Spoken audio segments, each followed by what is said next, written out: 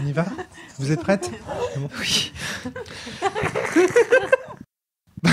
Ça va être hyper difficile là. Non, Là, je sens que ça va être difficile.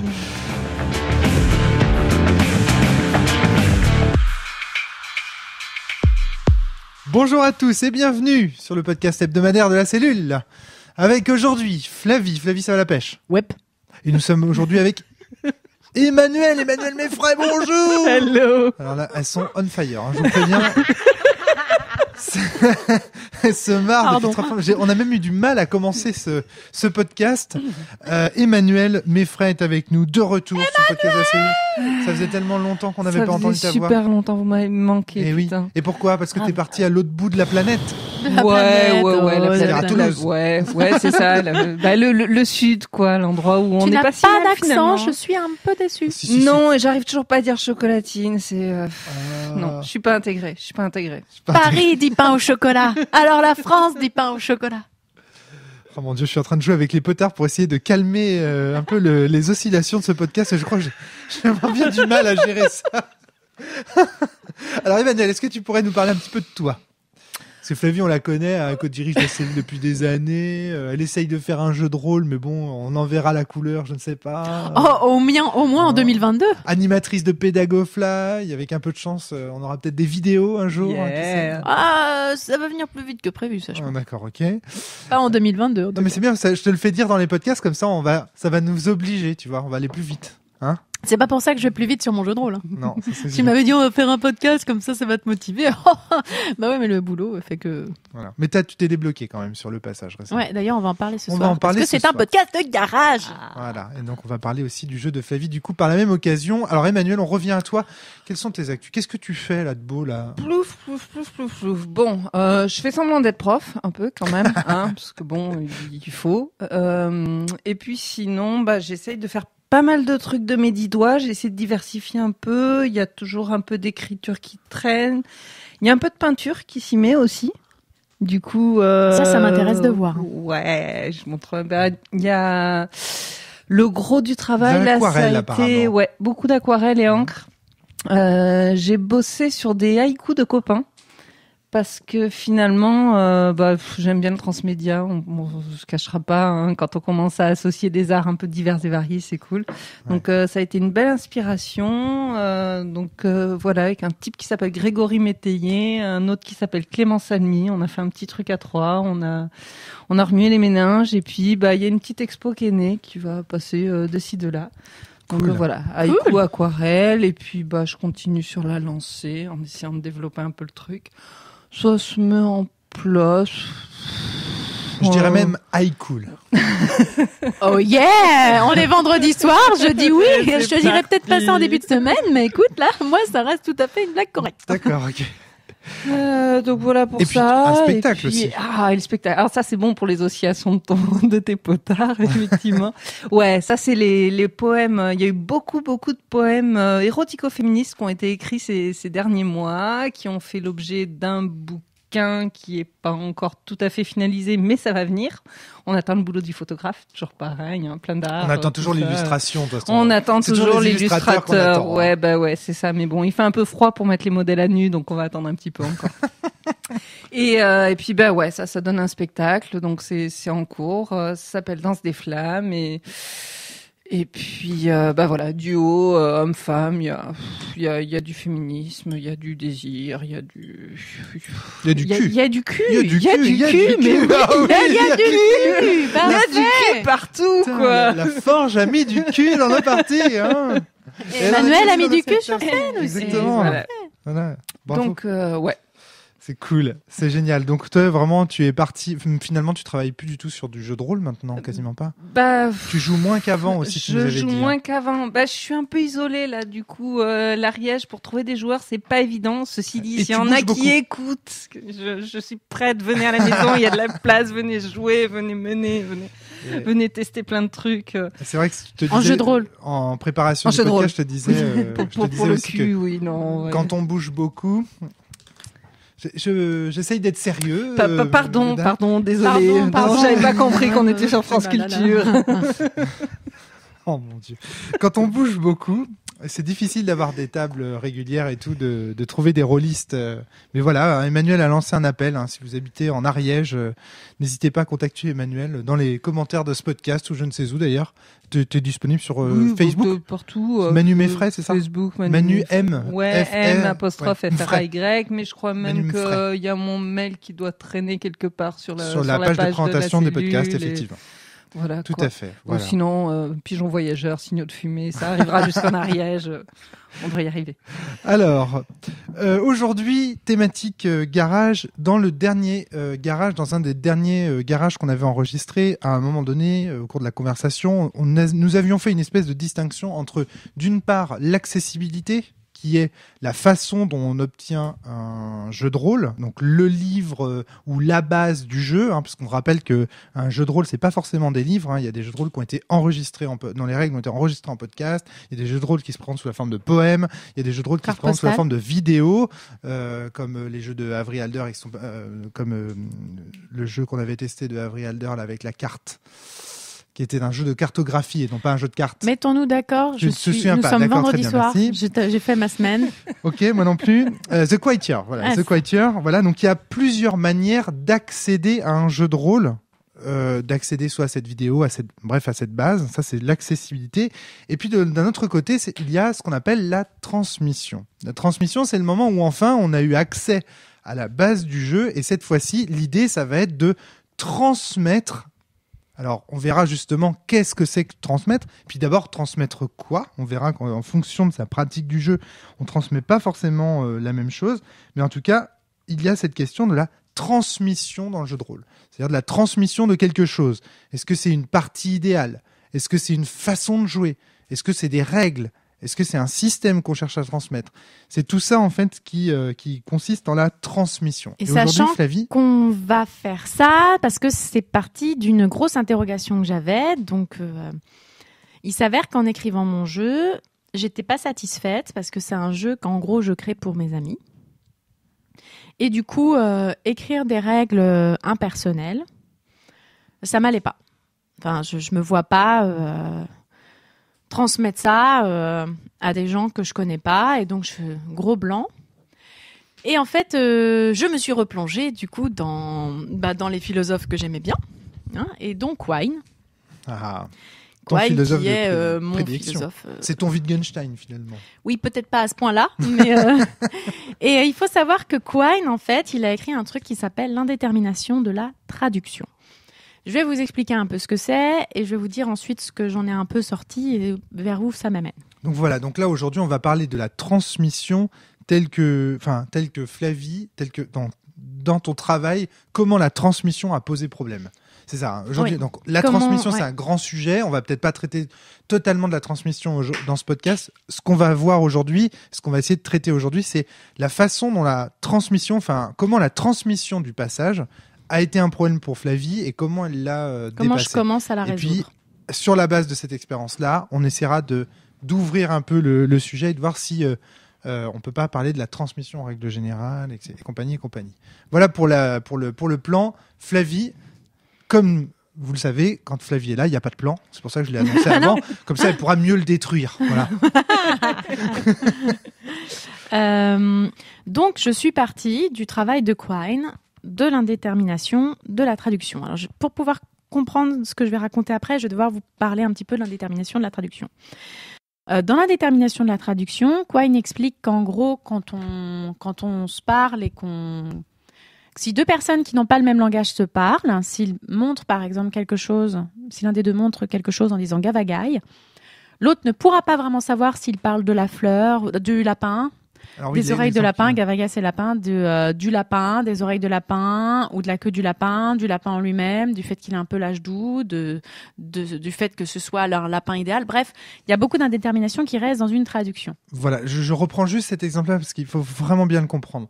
Quine part du principe, donc on imagine qu'il y a un anthropologue qui débarque dans une tribu qui dispose d'un langage que l'anthropologue ne connaît pas encore.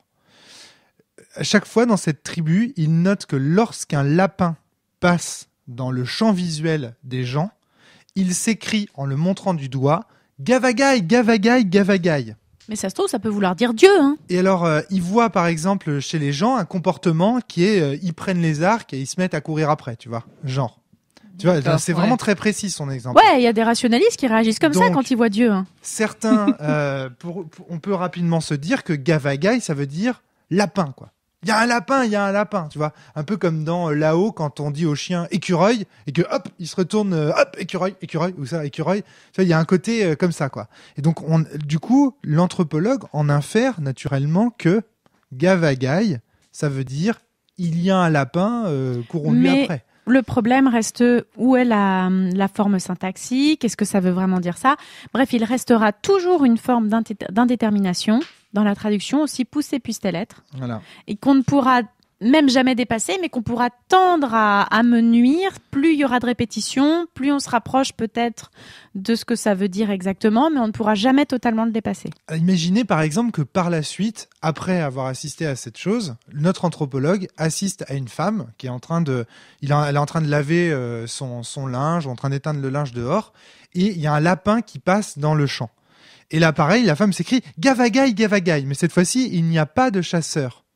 Personne ne prend les arcs, personne ne prend les flèches pour chasser. Du coup, l'anthropologue se dit « Ok, d'accord. » Donc eux, quand ils voient un lapin passer, parce que Gavagai, au départ, quand il l'a vu tout le monde s'est mis à chasser. Donc ça pouvait être ça pouvait être à la chasse. Voilà, allons à la chasse. Ouais. Là, il confirme un peu plus que on parle quand même d'un lapin, tu vois. Et pour placer le truc, il faut quand même dire, il me semble que Quine, c'est quand même un gros polyglotte. Hein, il est donc toutes ces questions-là, il y a quand même vachement réfléchi, quoi. Il s'y est frotté un peu, ouais. C'est vraiment des choses qui le touchent, quoi. Ouais. Et alors, juste pour finir, c'est-à-dire que on répète comme ça l'expérience, mettons qu'une troisième fois, ce soit un enfant qui fasse Gavagai, Gavagai, en montrant du doigt, etc., un lapin. Mais n'empêche qu'on ne sait toujours pas si c'est un lapin ou pas. Ben, même si l'expérience, imaginons, se répète 1001 fois. On ne sait pas parce que, on peut présenter toutes les situations dans lesquelles on a dit Gavagai, n'empêche qu'on ne sait pas si ça fait effectivement référence à un lapin tel que les Français disent lapin, si ça fait référence à un dieu qui aurait des oreilles de lapin, etc.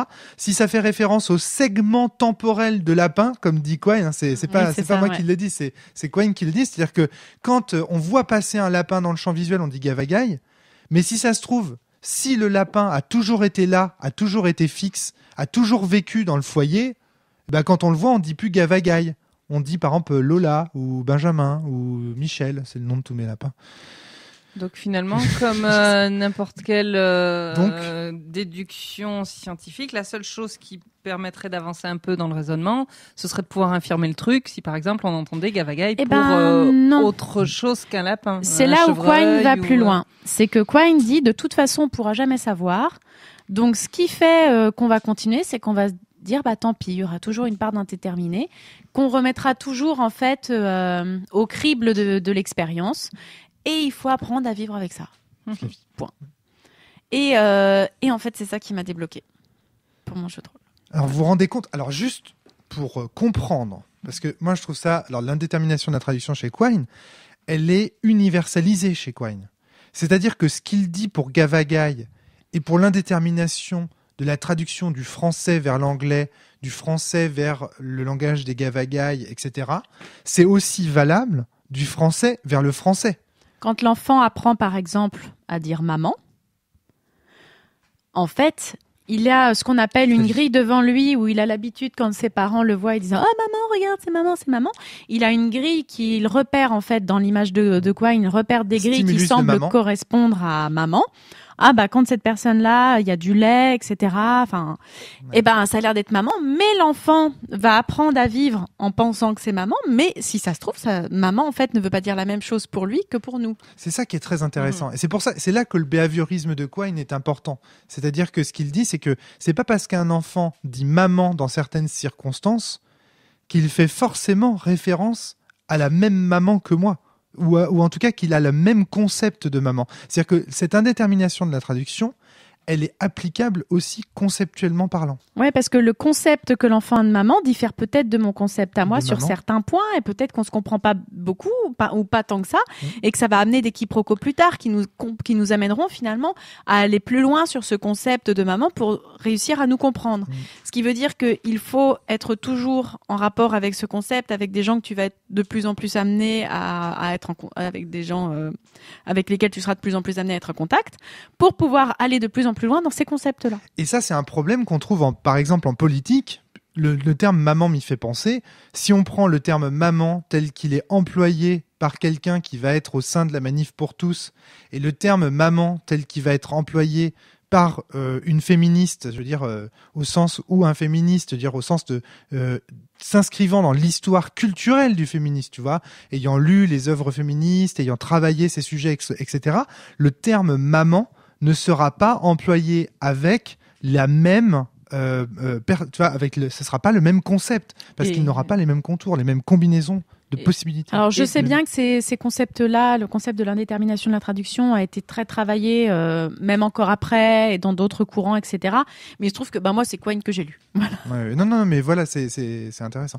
Emmanuel, tu avais une question. On peut envisager aussi, du coup, ça semble découler un peu de source que finalement c'est ce qui est manipulé quand on commence à essayer d'associer des concepts. Toujours pareil en politique, dire par exemple associer l'étranger à la peur, à l'insécurité. C'est finalement une recréation d'une nouvelle association. Alors c'est pas tout à fait des associations indétermination de la traduction, ça peut s'y rapporter, mais là tu vas plus loin. En fait, le concept est vraiment très simple. En fait, c'est d'ailleurs la force de Quine. D'accord. C'est on te parle d'un mot, même un mot simple, tu pourras jamais savoir. Être certaine. Être certain à 100%. Ouais. Si la personne en face de toi comprend ce que tu veux dire. C'est impossible. Et surtout, ça amène ce que moi j'adore chez Quine, son pragmatisme. C'est de toute façon, il va falloir que tu apprennes à vivre avec. Ouais, ça c'est génial chez Quine. De toute façon, peu importe, tu ne seras jamais certain des choses qui t'entourent. Tu ne pourras jamais être certain d'avoir une véritable compréhension avec les gens qui t'entourent. Et ça, il va falloir le comprendre parce qu'il va falloir que tu aies des relations réelles avec eux. Et donc, il va falloir que tu acceptes cette frustration. Et de toute façon, c'est ce qui va amener la richesse, en fait, pour Quine aussi des rapports humains, parce que du coup, il va falloir que tu y ailles, quoi. Et tant pis, il va falloir que tu acceptes, que tout ne soit pas certain. Et ça, c'est hyper important, mine de rien, en philo. Parce qu'en fait, il a dit, et ouais, c'est pas certain, et alors? Tu vas accepter, quoi. Tu vas accepter que, tu ne pourras jamais être sûr. Et je trouve ça incroyable, comme... Sage, en tout cas. Voilà. Oui, c'est vraiment ce pragmatisme qui a d'ailleurs été très très qui a posé problème à l'époque parce que ça se rapprochait presque d'un relativisme au final. Ouais, tout à fait. Dont il se défendait d'ailleurs parce qu'il disait non, attention. Je dis pas que c'est pas possible de se comprendre. Je dis qu'on pourra jamais être sûr qu'on s'est compris. Ouais, c'était un point intéressant. Et tu faisais le rapprochement avec les sciences, Emmanuel tout à l'heure. On t'a pas laissé vraiment développer l'idée, mais effectivement il y a quelque chose de l'ordre de l'induction là-dedans, des problèmes liés au raisonnement inductif. Je vois un corbeau, il est noir, un deuxième corbeau, il est noir, un troisième corbeau, il est noir, et de là, j'en affaire, tous les corbeaux sont noirs. Ça, c'est un raisonnement dit inductif. Et la seule chose qui peut le détruire, c'est de voir un corbeau blanc. Tant que t'as pas vu un corbeau blanc, tu peux pas... tu vas rester sur une hypothèse. Exactement. Et donc, du coup, pour le langage... pour Quine, c'est exactement la même chose. C'est-à-dire que dans mon langage, il y a des tas de mots que j'emploie en croyant savoir ce dont il s'agit, jusqu'au jour où quelqu'un va, par l'expérience, me démontrer que mon terme est imprécis, n'est pas en fait celui qui est massivement employé par la communauté et compagnie. 99% des disputes de couple, non Ça, je ne sais des pas. quiproquos partout dans le monde. Qu'est-ce que j'avais comme ça ? C'était une fois, j'avais appris un truc comme ça. Oh mince, par rapport à la mise en page d'un bouquin, j'avais un mot comme ça. Une fois, j'ai appris que c'était pas le mot que je croyais. Mais merde, je me souviens plus ce que c'est. Bref, mauvais exemple du coup. Donc, en quoi est-ce que l'indétermination de la traduction de Quine t'a aidé à dépasser sur ton jeu de rôle, problème. Parce que là, Alors retournons en au jeu de rôle. fait, mon problème, c'était que j'arrivais pas à écrire quand je l'écrivais, À chaque fois, je me disais, ouais, mais ça correspond pas. J'essaye de l'écrire pour des amis, donc là, en fait, les gens comprendront pas. Là, ce que j'ai écrit, en fait, si quelqu'un le prend en main, ça correspondra pas à ce que j'ai en tête ou ça manque d'âme. Et en fait, je me suis rendu compte que ce que j'aimais bien, en fait, dans le jeu de rôle, c'était faire du jeu de rôle pour mes amis. Ou pour les gens que je connaissais, ou alors ça m'amenait à les connaître davantage. Bref, pour des gens proches. Une pratique intime, en fait. Une pratique très intime du jeu de rôle, au final. Bien que je parle dans les micros. D'ailleurs, quand je suis dans une pratique non intime, j'ai une façon de jouer totalement différente de quand je suis avec mes intimes, où généralement, je mets énormément de... J'ai une façon de jouer extrêmement excessive, en fait, pour pouvoir me protéger, finalement. C'est paradoxal. Ça, c'est quand? T'es C'est excessif quand tu connais pas. Quand je connais pas. Et quand je suis avec des gens avec lesquels je suis en confiance. Hein, ça peut venir assez vite, même avec des gens que je connais pas trop. Pas trop bien, oui.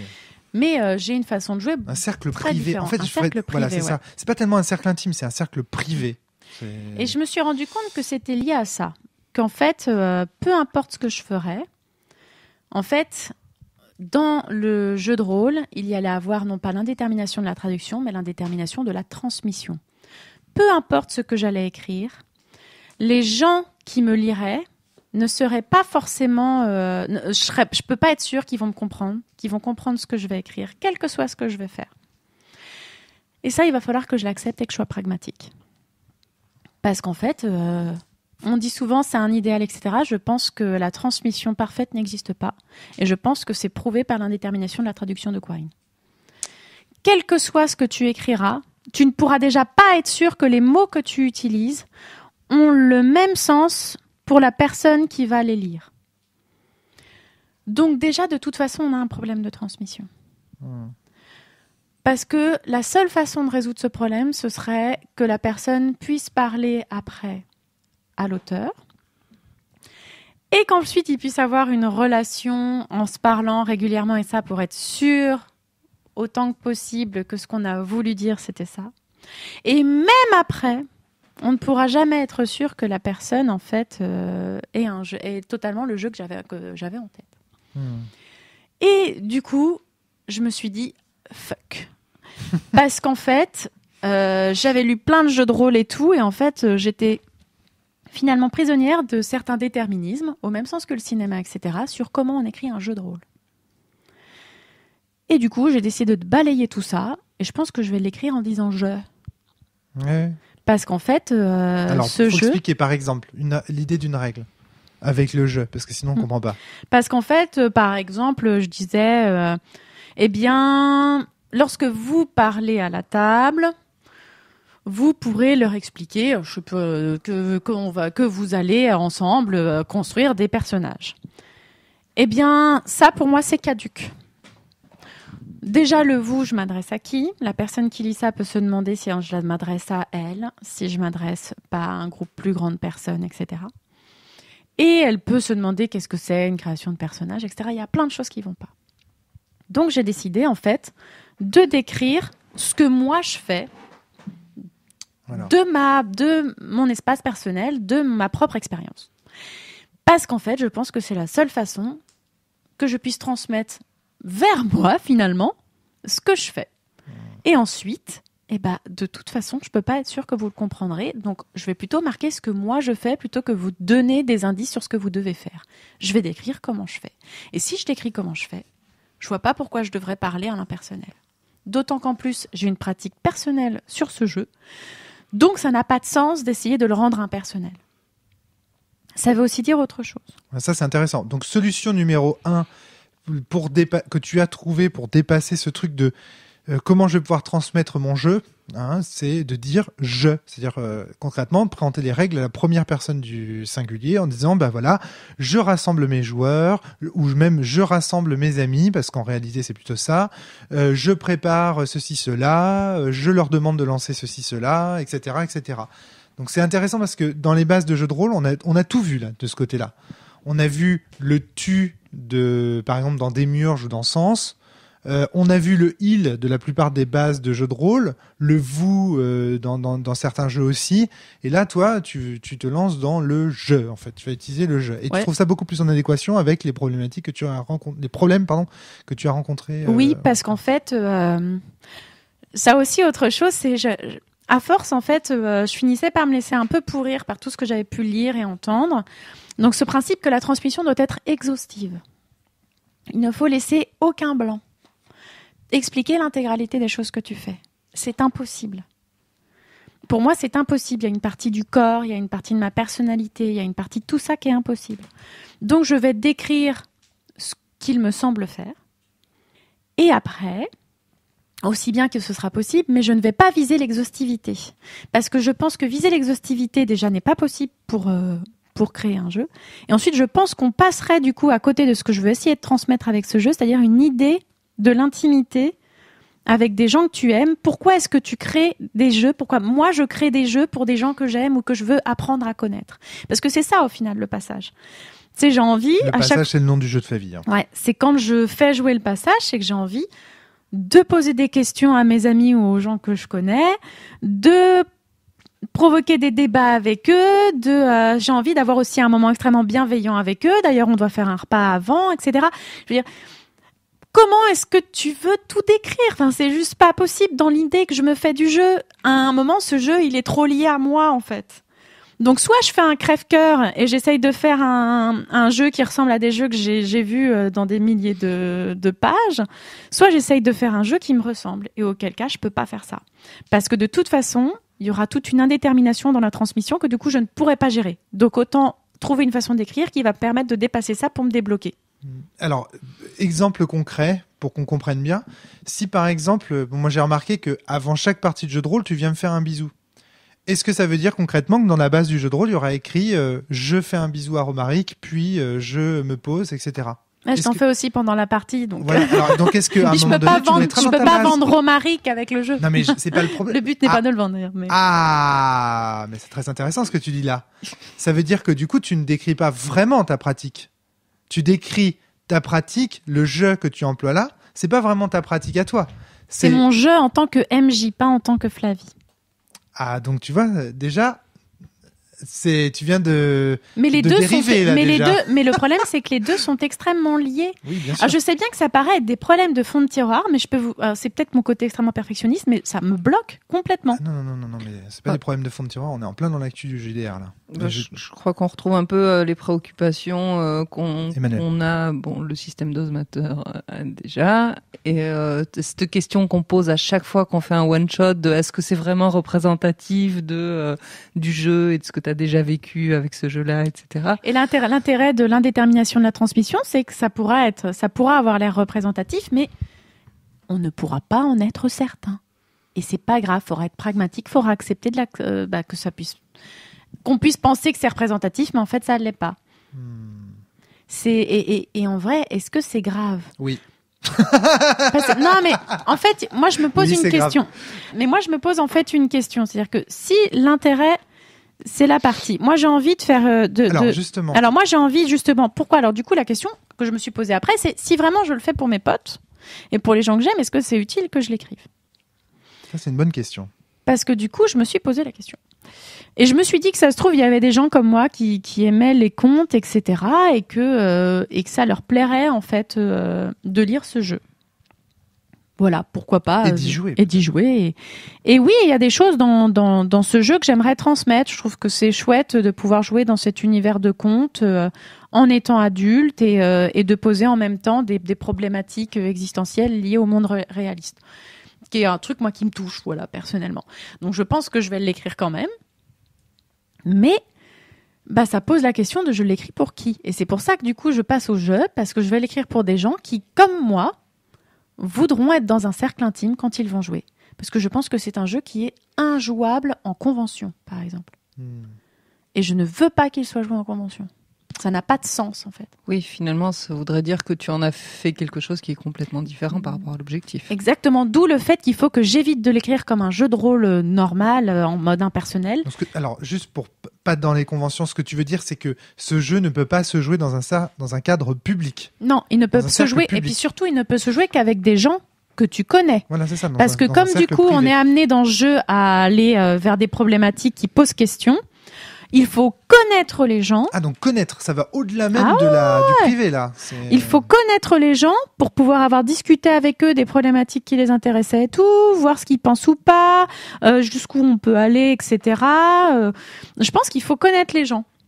Mais vraiment bien les connaître. Oui. Tu vois, c'est pas. Mais je n'ai joué à ce jeu qu'avec des gens avec qui je connaissais bien. À chaque fois, j'ai été bloquée avec des gens que je connaissais moins bien. Alors justement, tu vois, là c'est déjà très intéressant ce que tu dis. C'est-à-dire qu'il faut les connaître suffisamment pour pouvoir aborder avec eux des problématiques existentielles qui leur sont propres. Oui, et parce que moi, je me sens pas d'abord. Il y a certaines thématiques, je me sens pas de les aborder avec des gens que je connais pas assez. Ouais, et alors, avec qui je ne suis pas à l'aise.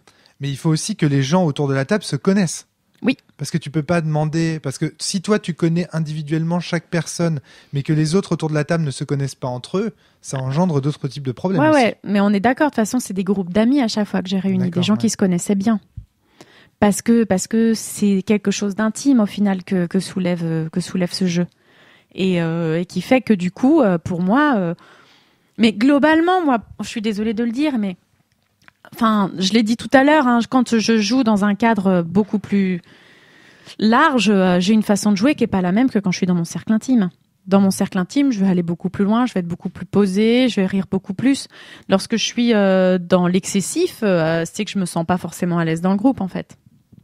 Et généralement, je vais même avoir tendance à essayer de tordre l'histoire, de prendre l'histoire en main et d'essayer de la diriger pour éviter qu'elle aille vers des espaces qui me plaisent pas, en fait. Alors que dans l'espace plus privé, moi, je me sens beaucoup plus à l'aise pour jouer au jeu de rôle.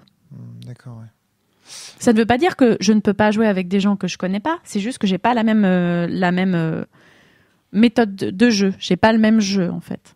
Et du coup, il faut bien le comprendre parce que du coup, moi, avec le passage, je pourrais pas y jouer avec n'importe qui. Je peux pas le masteriser à n'importe qui. Ouais, la pratique n'est pas la même, en fait. D'accord, ouais. Emmanuel, est-ce que tu as des questions à ce stade ? Je commence à noircir des pages. Ouais, moi aussi, j'ai une monstre question. Est-ce que tu veux qu'on te lance une batterie de questions, Faye ? Ouais, carrément, parce qu'en fait, je tiens à préciser aussi que je suis en train de réfléchir à ce truc. Donc, en fait... c'est en création. C'est en création, ouais. J'ai pas du tout une batterie de concepts théoriques pour le soutenir. Est-ce que tu as des questions de fond de tiroir, Emmanuel, ou est-ce que tu as des questions générales ? C'est un peu entre les deux, en fait. Hein. Ouais. C'est déjà... On fait un par un ? D'abord toi, ensuite moi ? Allez, vas-y, c'est parti. C'est parti. On ouvre les hostilités. Non, alors déjà, par rapport à cette question d'exhaustivité, ça veut dire que quelque part, j'ai l'impression, mais je me trompe peut-être, hein, une question là-dessus que tu as décidé de mettre de côté et de tant pis, je retransmets pas tout ce qui relève justement de ton vécu et qui n'est pas transposable. Exactement, c'est-à-dire le par fait exemple, que tu joues avec ton mec et que tu as l'habitude de lui faire des bisous. Et pas seulement. Je sais qu'à un moment... Pas seulement des bisous. Pas seulement des bisous. Et pas seulement il y a des preuves. Par exemple, je sais qu'on m'avait dit, parce que du coup, je crée en fait des monstres en rapport avec les problématiques des gens qui vont jouer avec moi. Et on m'avait dit, il faut que tu expliques absolument comment tu crées ça, que tu donnes plein d'exemples, etc. Et bref, qu'il fallait que ce soit exhaustif. Et je pense que c'est une connerie. Je pense qu'il faut pas du tout que j'explique en 50 pages comment faire ce truc. Je pense qu'au contraire, il va falloir... Parce que quand je le fais, il y a une certaine intuition. Je pense que je vais aller vers certains personnages de contes ou certains personnages d'un bestiaire plus qu'un autre, mais je suis pas capable de déterminer pourquoi est-ce que, par exemple, je vais prendre un vampire pour parler de quelque chose, comment je vais le transformer. Par contre, il y a des choses qui me semblent importantes. C'est souvent, je transforme ces monstres d'une façon assez mignonne, grotesque, pour que ça puisse être joué. Mais est-ce que je dois pour autant être exhaustive sur un bestiaire, que j'avais pourtant commencé à écrire, et que ça fait partie des choses qui me bloquent parce que je trouve que c'est totalement limitant? Je pense que c'est une connerie. Je pense qu'il faut arrêter de faire des putains de bestiaires. Donc tu voudrais arriver finalement à retranscrire cette espèce de couleurs du jeu sans pour autant avoir besoin de le décrire. À fond, en 50 pages, je pense que je peux le faire en 1 ou 2 bestioles et puis ça va, quoi. Je pense qu'à un moment, les gens, ils sont capables de comprendre, en vrai. Et puis, je pense que c'est un jeu, comme il va supposer de l'intime, je pense que les gens, c'est aussi bien s'ils peuvent mettre aussi d'eux-mêmes aussi, en fait, dans les créatures qu'ils vont créer. Parce que je mets beaucoup de moi, en fait, dans les bestioles que je crée. Du coup, c'est quelque part un peu moi qui interroge, finalement, les problématiques de mes amis. Donc, il faut que, si je ne peux pas me mettre, moi, dans le jeu, en fait. Il faut aussi que je laisse une part aux gens qui vont les prendre en main, de eux-mêmes se mettre aussi dans les bestioles, en fait. Tout en leur expliquant comment faire, mais je pourrais pas, comme on l'avait dit une fois, être avec un flingue, en train de dire, mais tu vas faire exactement comme moi, putain! C'est juste pas possible, quoi. Par contre, il y aura des règles qui devront suivre pour que ça puisse marcher, mais est-ce que je peux écrire toutes les règles exactes qui permettent de faire ça? Je pense que c'est pas possible. Non, je pense pas non plus. Alors, il faut bien comprendre un truc, c'est que y a plein de choses dans ce que tu dis. C'est extrêmement dense. Et puis c'est subtil, c'est-à-dire que je suis pas en train de dire qu'il faut plus. Je suis pas en train de dire qu'il faut plus faire de règles. Ouais, numéro 1. Fais attention parce que là, t'es en train de Attention, ça peut être très mal compris. Et oui, c'est pour ça que je le dis. Je suis pas en train de dire qu'il faut plus faire de règles. Je ne suis pas en train de dire qu'une base ne peut pas être comprise. Ce que je suis en train de dire, c'est qu'il faut faire des règles, mais que il va falloir un certain pragmatisme pour accepter qu'en fait, certains concepts ne seront peut-être pas entièrement compris et que c'est pas grave, que c'est pas pour ça qu'on peut pas écrire de règles, mais que pour le compenser, c'est pas une raison non plus pour noircir des pages et des pages. Et que revenir à un certain idéal finalement de philosophie analytique, c'est-à-dire que une phrase simple qu'on pourra décortiquer vaudra certainement plus au niveau de la compréhension que des 50aines de pages pour expliquer ce que je voulais dire. Ce pragmatisme va me permettre en fait de faire ce que Lynch disait. J'ai pas peur de considérer que les gens qui regardent mes films sont intelligents. Je ne vais pas avoir peur de considérer que les gens qui vont lire ce livre vont être intelligents. Je pense qu'ils seront capables de comprendre grosso modo ce que je veux dire, mais de toute façon, j'aurais pas moyen de savoir exactement s'ils ont totalement compris. Mais je pense que de toute façon, même si je noircis 50 pages, ce sera pas possible non plus. Donc mon but, ça va être de faire quelque chose comme j'aimais en fait en philosophie analytique, quelque chose de beau, de simple, où chaque mot aura finalement un sens important, mais que ça sert à rien de noircir des pages et des pages pour comprendre ça et de donner des milliards d'exemples. Il va falloir accepter que pragmatiquement, ça n'a pas d'intérêt. Voire même que le écrire et noircir des pages pour expliquer encore et encore un concept, ça va diluer en fait l'essentiel de ton message et ça peut même faire l'extrême inverse, ce qui fait qu'on se comprendra encore moins. Encore moins, ouais, tout à fait. Et puis de toute façon, de manière générale, plus on donne de propositions pour définir quelque chose, plus il y a de propositions pour expliquer quelque chose, plus il y a de mots sur lesquels je ne pourrais pas être sûr que les gens m'ont compris. Donc autant limiter le nombre de mots. Alors ça c'est vrai, et d'autre part, alors premier élément, je suis d'accord avec toi, deuxième élément, c'est ce que je voulais dire, c'est qu'on n'est pas sûr de quelle proposition va être la plus importante pour quelqu'un. Alors, dans le milieu de l'image, il y a cette histoire du point d'impact d'une image.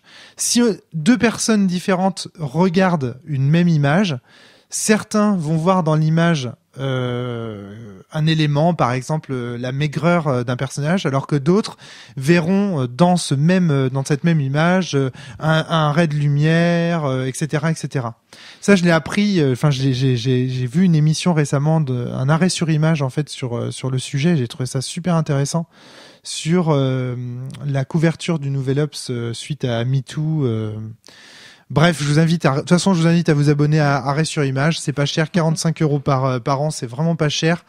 Et c'est une émission géniale. Voilà, on s'en lasse pas, c'est super. Daniel Schneiderman, t'es génial. Et seulement fais attention à tes cheveux. Emmanuel, t'es d'accord avec moi sur les cheveux de Daniel? Non, je peux rien dire. T'as vu la tranche des miens de cheveux?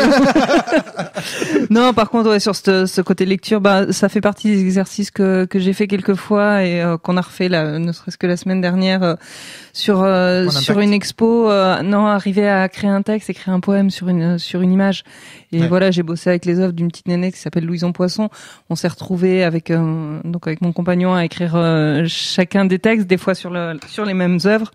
Et à se retrouver confrontée, et donc et elle aussi elle n'a pas encore tout découvert, mais elle a découvert des bouts, et c'est complètement hallucinant les disparités, et en même temps du coup les nouveaux trucs qui vont naître de chaque image, et une fois qu'on a entendu les textes, etc. Donc tu vois, c'est très fort. Si une règle est en une proposition, on sait que c'est cette proposition-là qui doit être l'impact. Si une règle s'exprime sur un paragraphe tout entier, voire sur 3 pages, eh bien, on ne sait pas quelle page sur les 3 va être la plus impactante pour le lecteur.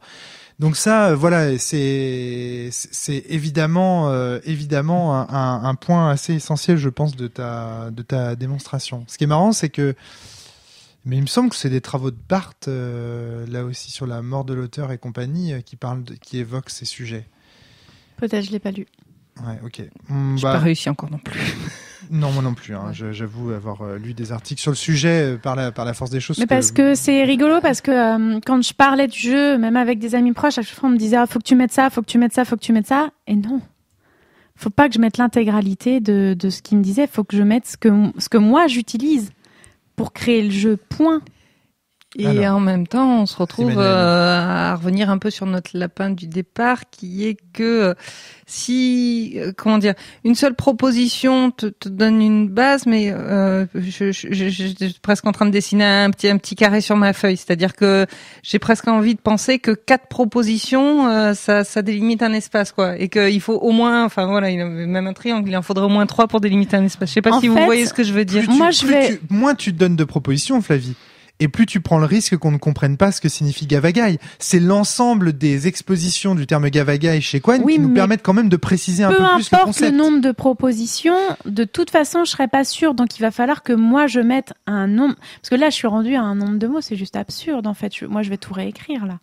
Et parce que je trouve ça pas clair. En fait, ce que tu es en train de dire, c'est que le fait que, de toute façon, je ne puisse pas, finalement, atteindre la perfection, le fait que je sache que je ne puisse pas atteindre la perfection de l'explication fait que du coup, je me prends moins la tête sur la quantité de choses à expliquer, et je peux me dire c'est suffisant pour moi, donc ce sera suffisant pour les autres. Pas forcément, parce qu'en fait, la seule façon hein. Ensuite, puisque je reste dans le pragmatisme de Quine, la seule façon ensuite que je vais avoir de savoir si ça a été compris ou pas, c'est de filer ça à quelqu'un qui est proche de moi, mais qui ne m'a pas lu et qui n'a pas joué avec moi, de lui faire lire le bouquin et de lui demander de me le faire jouer.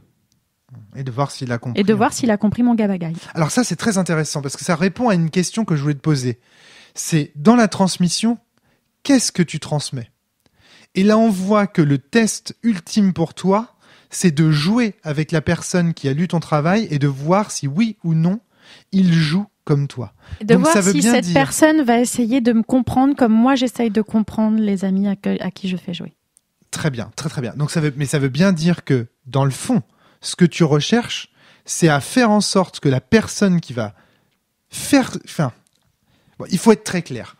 Tout d'abord, dans une partie de jeu de rôle, qu'est-ce qu'on transmet ? Bon, il y a 2 choses. C'est hyper complexe. Il me faudra un schéma en fait, et là on est à l'oral, donc je vais essayer de découper. D'une part, il y a les règles.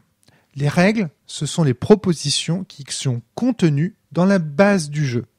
Et encore une fois, on rappelle que la base, c'est pas forcément un livre. Donc, ce sont les propositions qui sont contenues dans la base du jeu. Les propositions, les images, les illustrations font règle.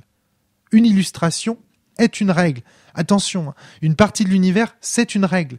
Trop de rôlistes encore aujourd'hui, j'entends là, les gens là, au fond de la classe, qui pensent que les règles, c'est juste le système mécanique qui permet de gérer les conflits entre les personnages. Non et non. L'univers, c'est les règles.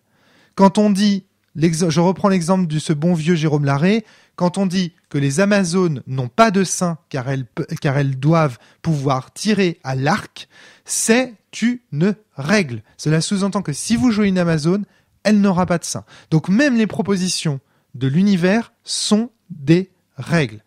Les règles, c'est tout ce qu'il y a dans la base.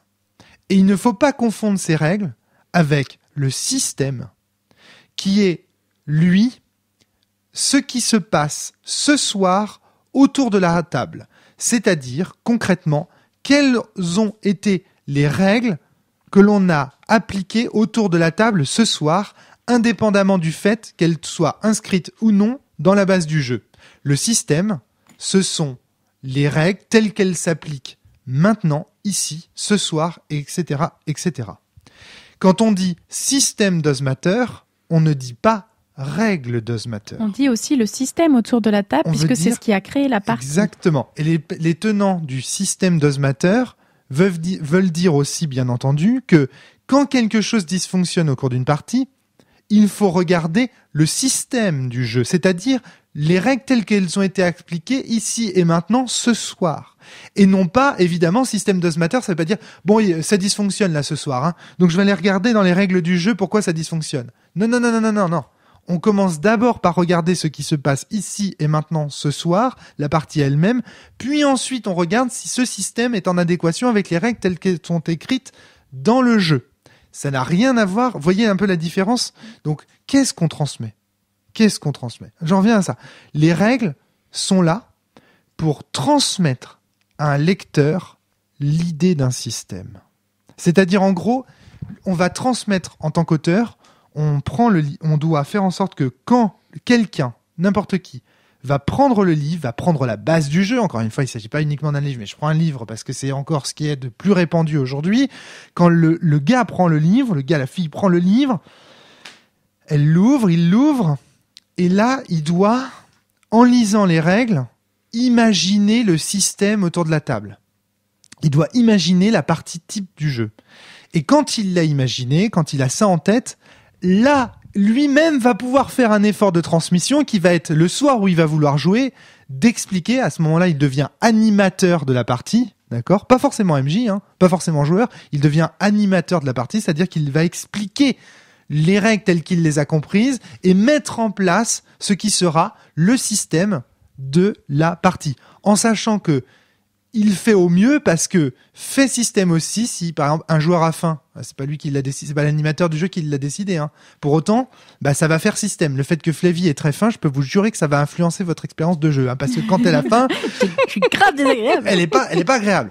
Donc et ça, l'animateur de la partie, malheureusement, il n'a pas le contrôle de ça. Qui plus est, là on est sur autre chose qui fait que du coup écrire un livre qui proposera la partie parfaite est un idéal, parce que on saute en plus quand quelqu'un à la base et va expliquer à quelqu'un d'autre, on repasse dans un autre saut d'indétermination, c'est-à-dire qu'il y a une première indétermination de la transmission qui arrive sur la personne qui lit le jeu. C'est ça. Et ensuite on a sur une autre indétermination de transmission sur comment il va le transmettre et comment la personne va le comprendre après.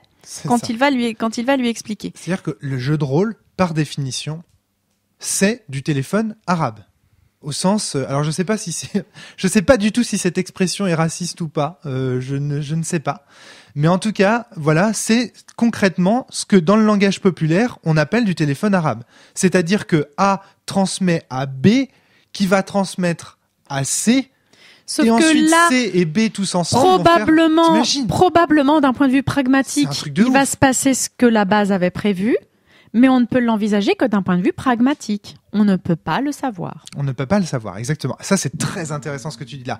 On ne peut pas être certain. C'est-à-dire, la certitude est exclue, en fait. Mais ça ne veut pas dire qu'on ne puisse pas dire qu'il y ait des parties typiques de quelque chose, parce que dans ces cas-là, on ne fait plus rien. C'est bien ce que dit Quine aussi. Dans ces cas-là, autant ne plus parler et entrer en relation avec des gens.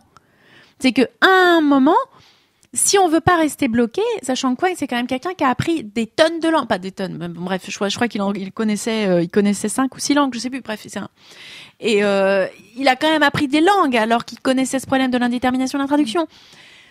d'un point de vue pragmatique, on ne peut pas savoir, mais c'est pas grave, on va y aller quand même. Et on va essayer quand même. C'est pour ça que toi, tu voudrais quand même avoir un regard sur un des meneurs pour vérifier quand même qu'il y ait. Et ensuite, du coup, avoir quoi. ce truc, qu'est-ce qui fait que, si imaginons que ça ait marché, du coup, on pourrait discuter ensemble sur quels sont les éléments qui t'a amené à comprendre bien ce que je voulais dire. Et si ça a pas marché, qu'est-ce qui fait que t'as fait le truc comme ça et quels sont les éléments qui t'ont amené à faire ça comme ça, et regarder ensuite ce que j'ai fait et quelles sont les choses où il y a eu une indétermination de la traduction, pour essayer de trouver ensuite d'autres mots pour essayer d'amenuiser cette indétermination. Mais ce qui est très important de comprendre, c'est que dans ton discours, ça ne veut pas dire, c'est pas parce qu'il y a indétermination de la transmission qu'il ne faut pas chercher à transmettre le mieux possible. Je suis prof. Évidemment que je cherche à transmettre du mieux possible. Oui, mais Flavie, c'est pas immédiatement compréhensible, ça. Dans ton discours précédent, c'est pas immédiatement compréhensible. Oui, mais il faut se mettre dans le point de vue de Quine. C'est le pragmatisme. Oui, bien sûr. Ce n'est pas parce que un truc, c'est pas parce qu'on peut pas être sûr qu'un truc ne soit pas parfait qu'on peut pas essayer de le créer. C'est même important d'essayer de le créer. Donc, en tout cas, ce qu'il faut comprendre, c'est que on peut pas être certaine que, tu peux pas être certaine que tu vas pouvoir transmettre absolument le système idéal que tu as en tête. Exactement. Et du coup, je ne pense pas non plus que noircir des pages et des pages et faire un livre, écrire un livre de jeu de rôle comme j'ai pu en lire des tonnes peut-être pas, mais des bonnes dizaines, va m'aider non plus. Par contre, je pense que réfléchir à ce que je veux transmettre, en me séparant aussi des déterminismes, je me suis déjà séparée de beaucoup de déterminismes en écrivant ce jeu, mais me séparer du déterminisme de ce que c'est l'écriture d'un jeu, va beaucoup plus m'aider. Voilà, pour pouvoir essayer de transmettre ça. Il va falloir que je réfléchisse à ce que je veux transmettre, plutôt qu'à comment on écrit un jeu. Emmanuel, tu voulais rebondir? Non, juste une fois par rapport au côté prof, c'est vrai que, en plus, moi, je suis prof en lycée pro, donc ce côté-là, il est hyper présent, mais souvent, on dit que plutôt qu'un long discours, il faut une bonne mise en situation.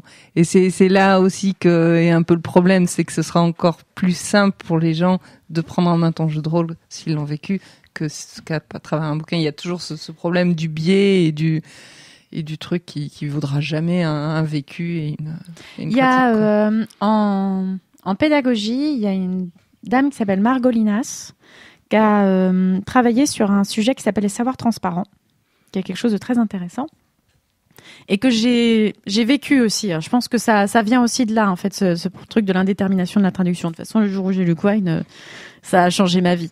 Mais les savoirs transparents, je vais vous l'expliquer quand je l'ai vécu. On chantait, il y a une pie dans le poirier, j'entends la pie qui chante. À ce moment-là, je travaille en campagne, il y a des poiriers pas mal et tout, donc je me pose pas la question. Pour moi, ça me paraît évident, en fait, que les enfants comprennent le mot poirier. Et là, j'ai un petit loulou qui lève la main et qui fait: mais maîtresse, c'est quoi un poirier? Et en fait, parce qu'à un moment, j'avais dit un truc, il s'est dit: elle parle d'un arbre. Et en fait, il avait pas du tout compris ça. C'est ce qu'on appelle le principe des savoirs transparents. Quand vous êtes, par exemple, au lycée, et que vous allez demander à vos élèves de colorier la carte comme au tableau, vous avez en tête, là, le rouge, ça veut dire, par exemple, que c'est l'endroit où on a le plus de population. Ou le plus de population. Là, c'est quasiment jaune, il y en a pas beaucoup. Et il y a des élèves qui vont pas être contents parce qu'en fait, ils ont colorié la carte. Et la prof ensuite va dire: bah oui, mais tu l'as pas colorié comme au tableau, du coup, ça correspond pas au truc. Les élèves disent: mais oui, mais j'ai colorié la carte. Vous voyez ce que je veux dire? C'est ça, les savoirs transparence. Et il y a vraiment un lien, je pense, avec cette indétermination de la traduction, notamment dans la règle. Vous allez faire ça, mais on ne peut pas être vraiment sûr que ça a été compris, sauf ensuite en passant. Excuse-moi, mais c'est la fameuse blague du trouver X et l'élève qui entoure le X dans l'équation et qui dit: exactement. Il est là. Exactement. Voilà. Mais ça, c'est une règle, c'est pareil. C'est le problème de la règle de Wittgenstein. C'est le même là encore, problème. c'est pas parce qu'il y a des savoirs transparents qu'on ne peut plus enseigner. C'est juste qu'il faut avoir conscience qu'il y a ces savoirs transparents pour essayer de combler au maximum en faisant des règles pas implicites mais explicites ce qu'on va vouloir expliquer de faire à l'enfant.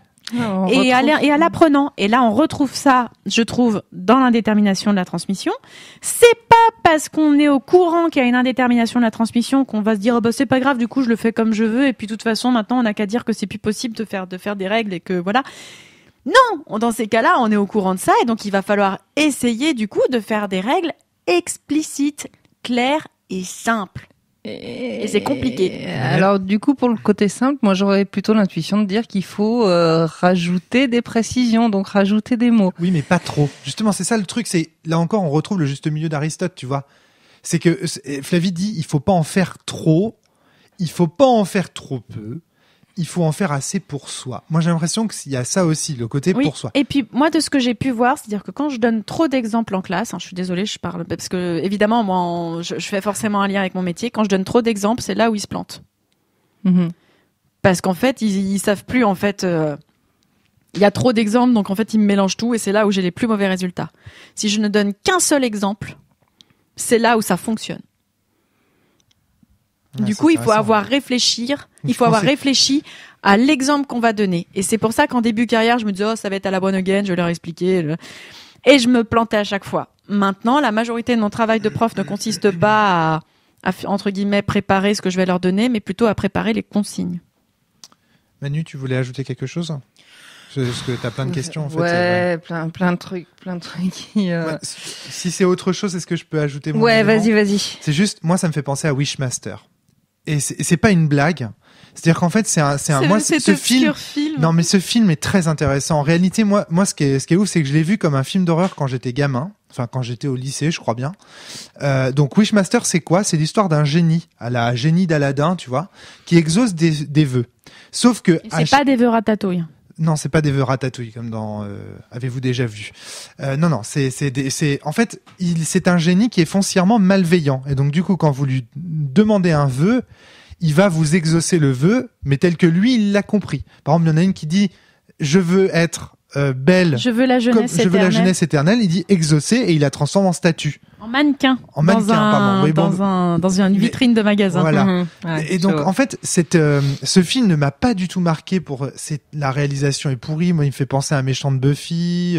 Sauf qu'il n'y a pas le scénario de Joss Whedon derrière. Enfin, c'est une catastrophe, quoi. Et donc, du coup,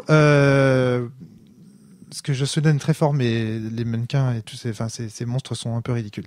Bref, mais j'aime beaucoup Buffy. Alors, je veux pas le carton pâte. Parce que sinon, on va me faire dire des choses que j'ai pas dit. Bref. Donc, toujours est-il que ce film m'a vraiment beaucoup marqué par sa proposition métaphysique. Il y a quelque chose derrière qui touche justement à l'indétermination de la transmission. Est-ce que les autres me comprennent ou pas?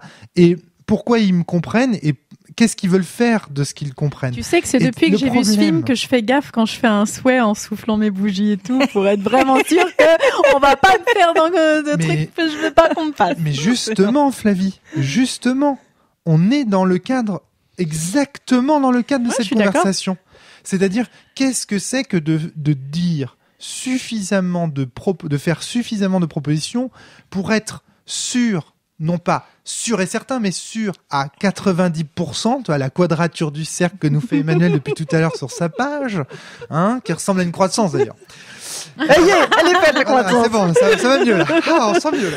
Donc, tu vois, mais c'est d'être sûr que l'autre va nous comprendre. Mais, et c'est ça qui est très intéressant dans Wishmaster, le problème n'est pas qu'il ne nous comprend pas. Le problème est qu'il ne veut pas nous comprendre. Et donc, en fait, et là aussi, il y a un effort à faire dans la transmission pour que l'autre veuille nous comprendre, soit bienveillant.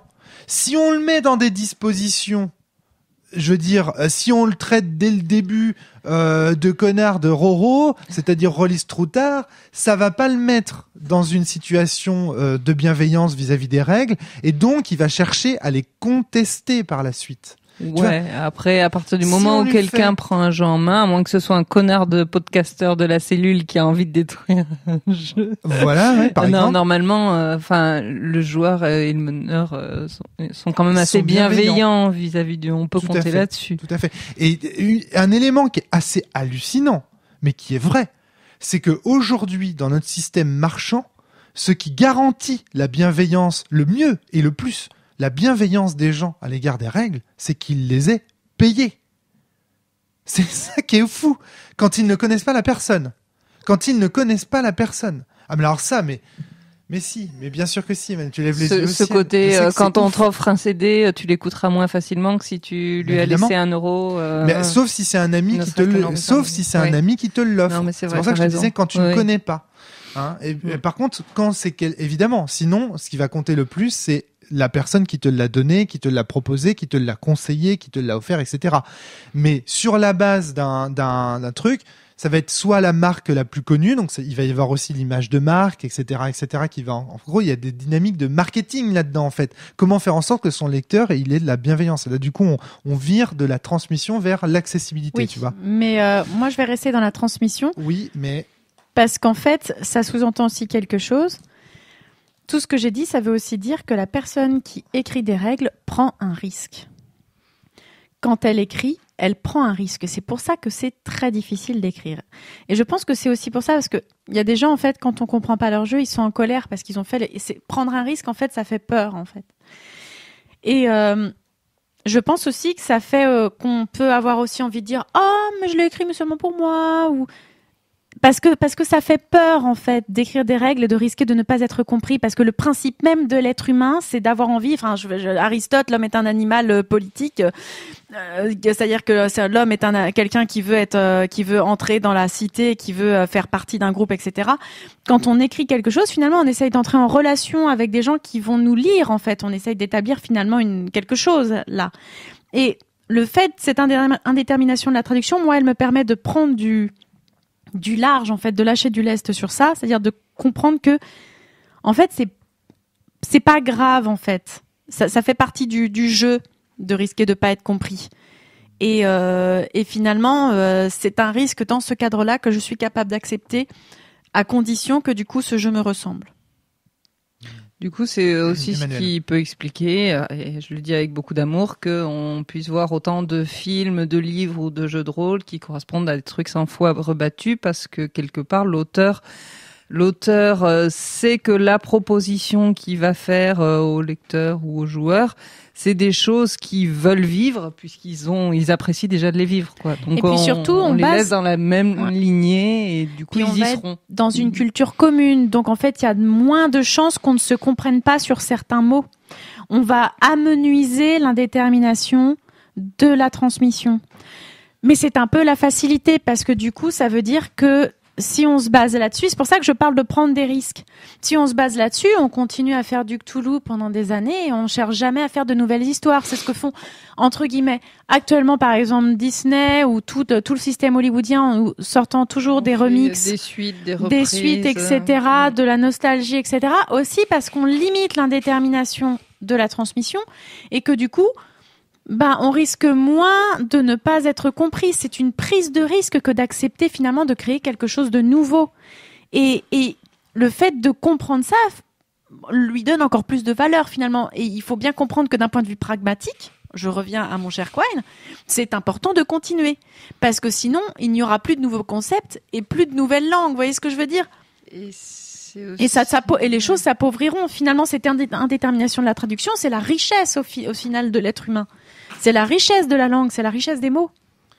C'est aussi ce petit côté paradoxal je pense, un exemple à la con, Doctor Who par exemple, où il y a toujours ce petit moment où le public dit ah ben non mais normalement c'est pas censé être comme ça, parce que quelque part se retrouver sorti de sa, on pourrait dire zone de confort, mais du coup ça en deviendrait un petit peu condescendant, mais sorti de ce qu'on avait déjà établi, de compréhension qu'on de pensait l'espèce clair. de contrat qu'on avait établi avec le créateur, et de se dire bah attends là du coup je me retrouve en incompréhension alors que je pensais qu'on avait notre système de transmission il était bon quoi. Et du coup, cette espèce de distance qui se crée. Et c'est là où il est fort, Quine, parce que en reliant ça au pragmatisme, il évite finalement l'écueil qu'on lui reprochait, en disant du coup tu tombes dans le relativisme. Dans ces cas-là, on fait plus rien.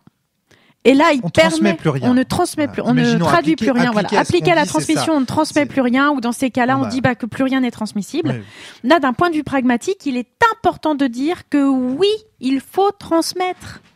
parce que sinon, on ne fait plus rien. Et oui, il faut essayer de transmettre du mieux possible. Ouais.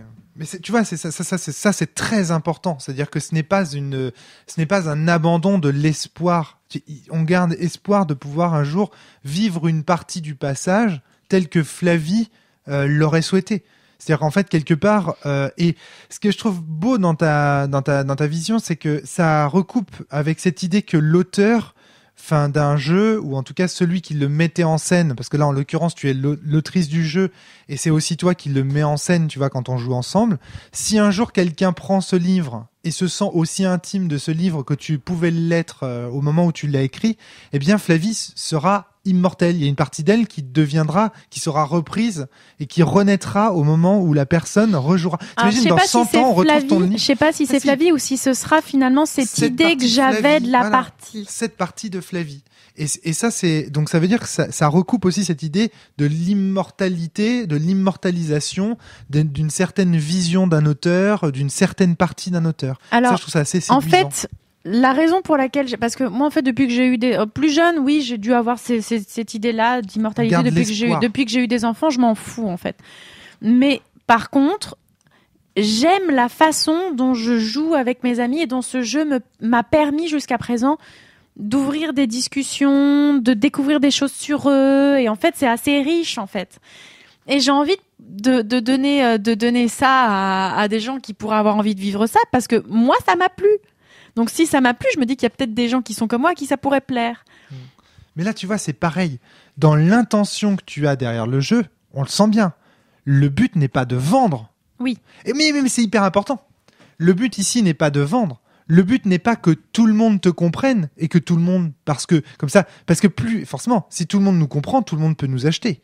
Et si tout le monde nous achète, c'est mieux pour l'industrie. Tu vois ce que je veux dire ? Là ici, c'est vraiment le but, c'est de transmettre une pratique, ta pratique à toi, très personnelle, très intime, privée, sans attendre un aspect industriel de la pratique. De toute façon, ce que je vais transmettre à partir du moment où je dis que c'est pas jouable en convention et c'est jouable qu'avec des gens dont tu es proche, voilà, que tu connais, à partir de là, c'est clair. Hein, je le fais pas pour. Le but n'est pas de créer quelque chose qui va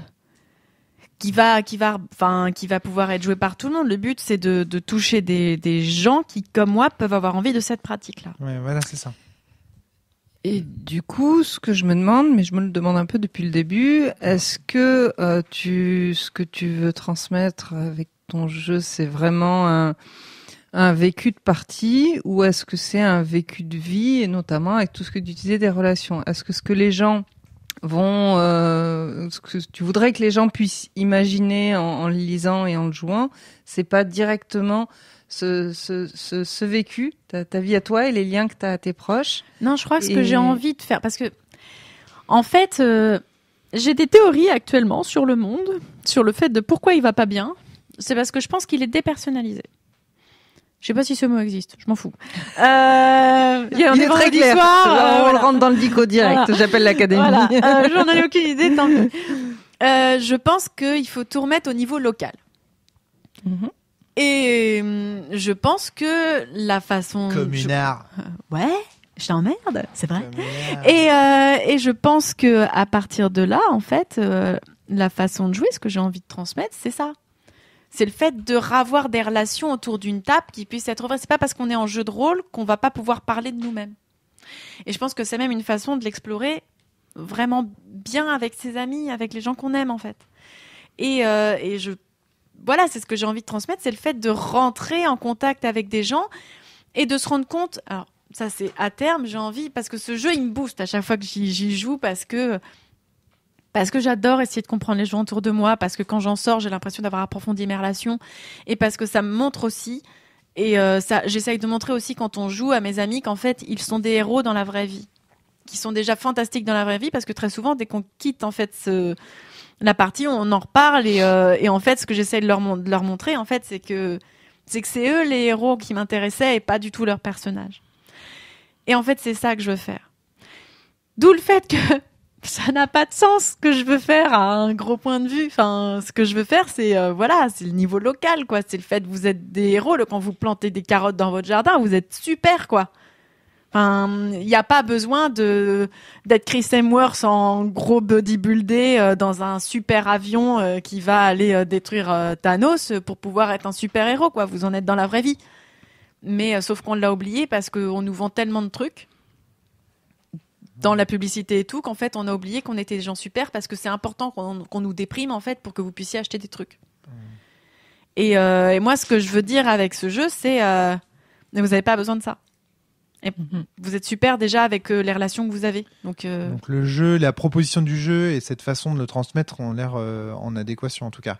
Mais on jugera sur pièce. Hein, bah oui. Parce que là, on n'est pas dans tout de suite dans le passage. On parle de transmission ce soir. Mais est-ce que je répondais à la question de... On voit bien en tout cas que le jeu est en adéquation avec sa thématique. Enfin, en tout cas, ce que tu as prévu pour le jeu est en adéquation avec sa thématique globale. Bah, du coup, presque en termes d'accessibilité, ça veut dire pour écrire un truc comme ça, il faudrait plutôt aller choper, je sais pas, ton électrocardiogramme, une espèce d'empreinte de chaleur locale, des liens que tu as avec les gens. Pour le transmettre, au niveau de l'accessibilité, je me suis même posé la question des cartes postales que j'avais trouvées super de Christophe Buckley. Christophe Buckley, Guillaume Buckley.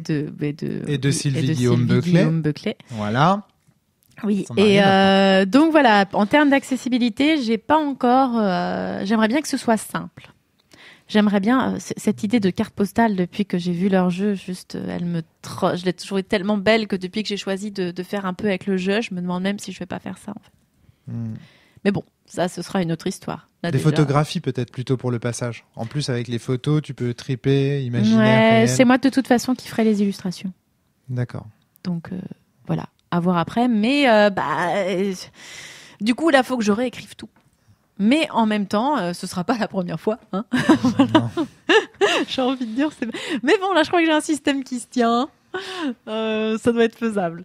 Voilà. Alors, en tout cas, moi, il y a une première, j'ai plein de réflexions à faire toujours sur cette histoire de transmission. La première, c'est que on pourrait te rétorquer que c'est une solution de facilité un peu. Et en quoi c'est grave ? Ah bah justement, j'attends que tu me donnes ta réponse. Ne confondons pas facilité et simplicité. La simplicité en science, quelque chose qui est simple est beau. Et quelque chose qui est simple ne veut pas dire que il n'est pas bien pensé. La solution de facilité, il y a un aspect un petit peu, une connotation négative derrière qui fait qu'en gros, tu vas écrire ça comme ça pour que ce soit fait. Ensuite, voilà quoi.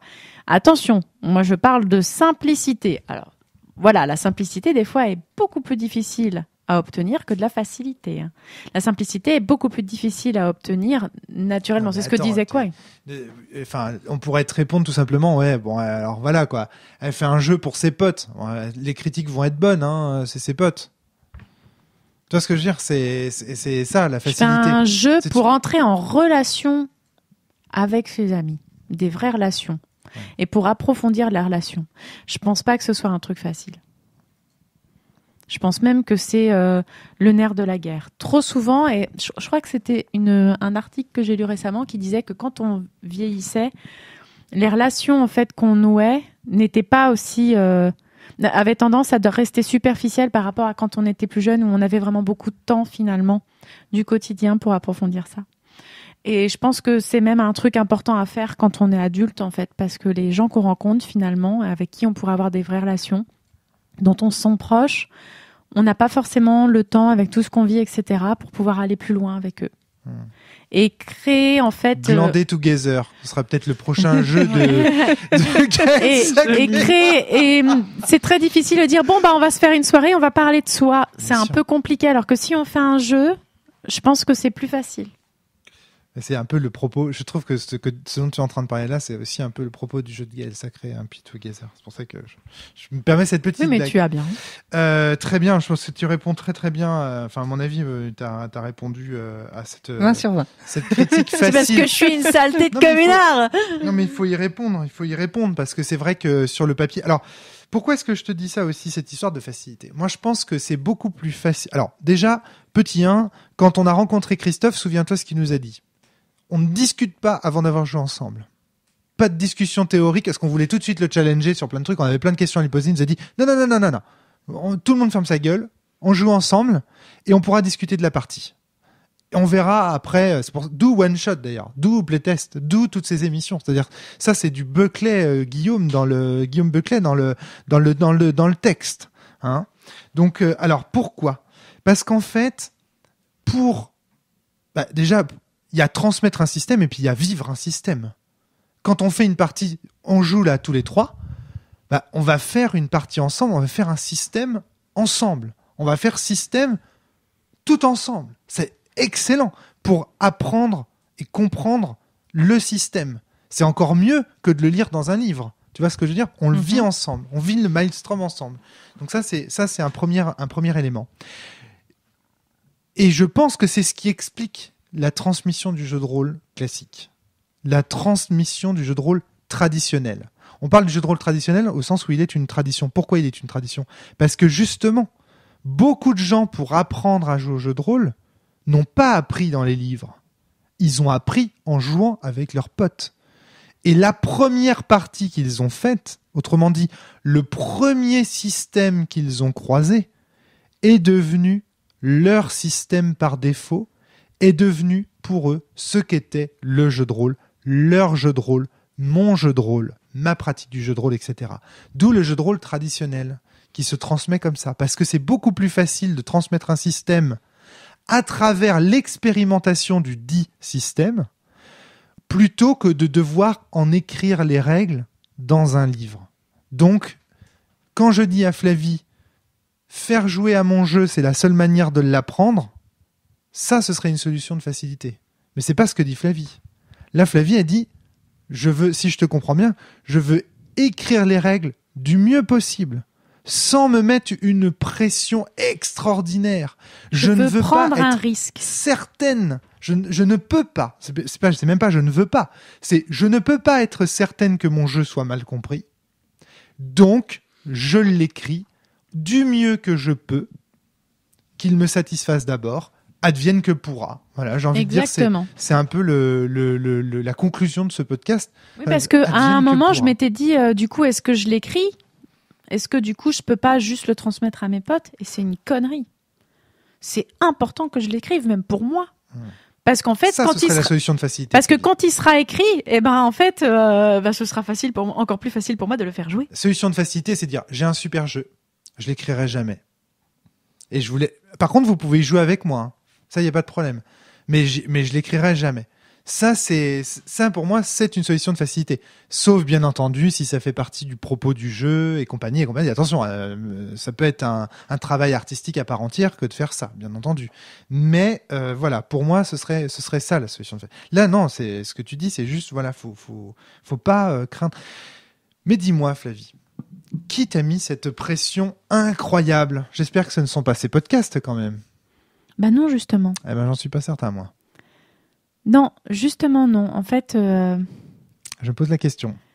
Je me pose la question parce que, en fait, si on y réfléchit bien, c'est en fait le fait de se contraindre sur les règles à tel point d'être sûr, etc., que la partie qu'on va jouer, c'est celle que l'auteur a voulu. Ça porte un nom dans les théories rôlistes populaires. Ça s'appelle la tyrannie de l'auteur. Alors bon, on va être très clair. C'est pas ça qui m'a mis la pression. Parce que la tyrannie de l'auteur, je l'ai sur la tyrannie de la transmission tous les jours à mon boulot.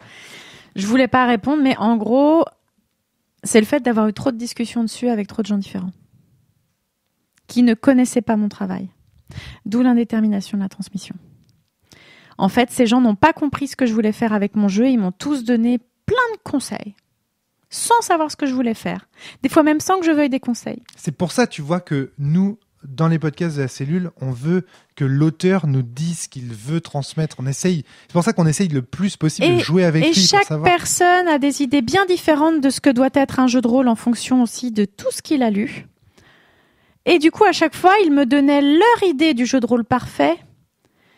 Et parce que moi, je voulais faire de mon jeu. C'est pour ça aussi qu'on a cette règle essentielle quand on écoute les retours de dire « Vous avez le droit de parler, mais en tant qu'auteur, j'ai le droit de ne pas vous écouter. » Et c'est pour ça que tout à l'heure, je parlais de détruire ce déterminisme de l'écriture du jeu.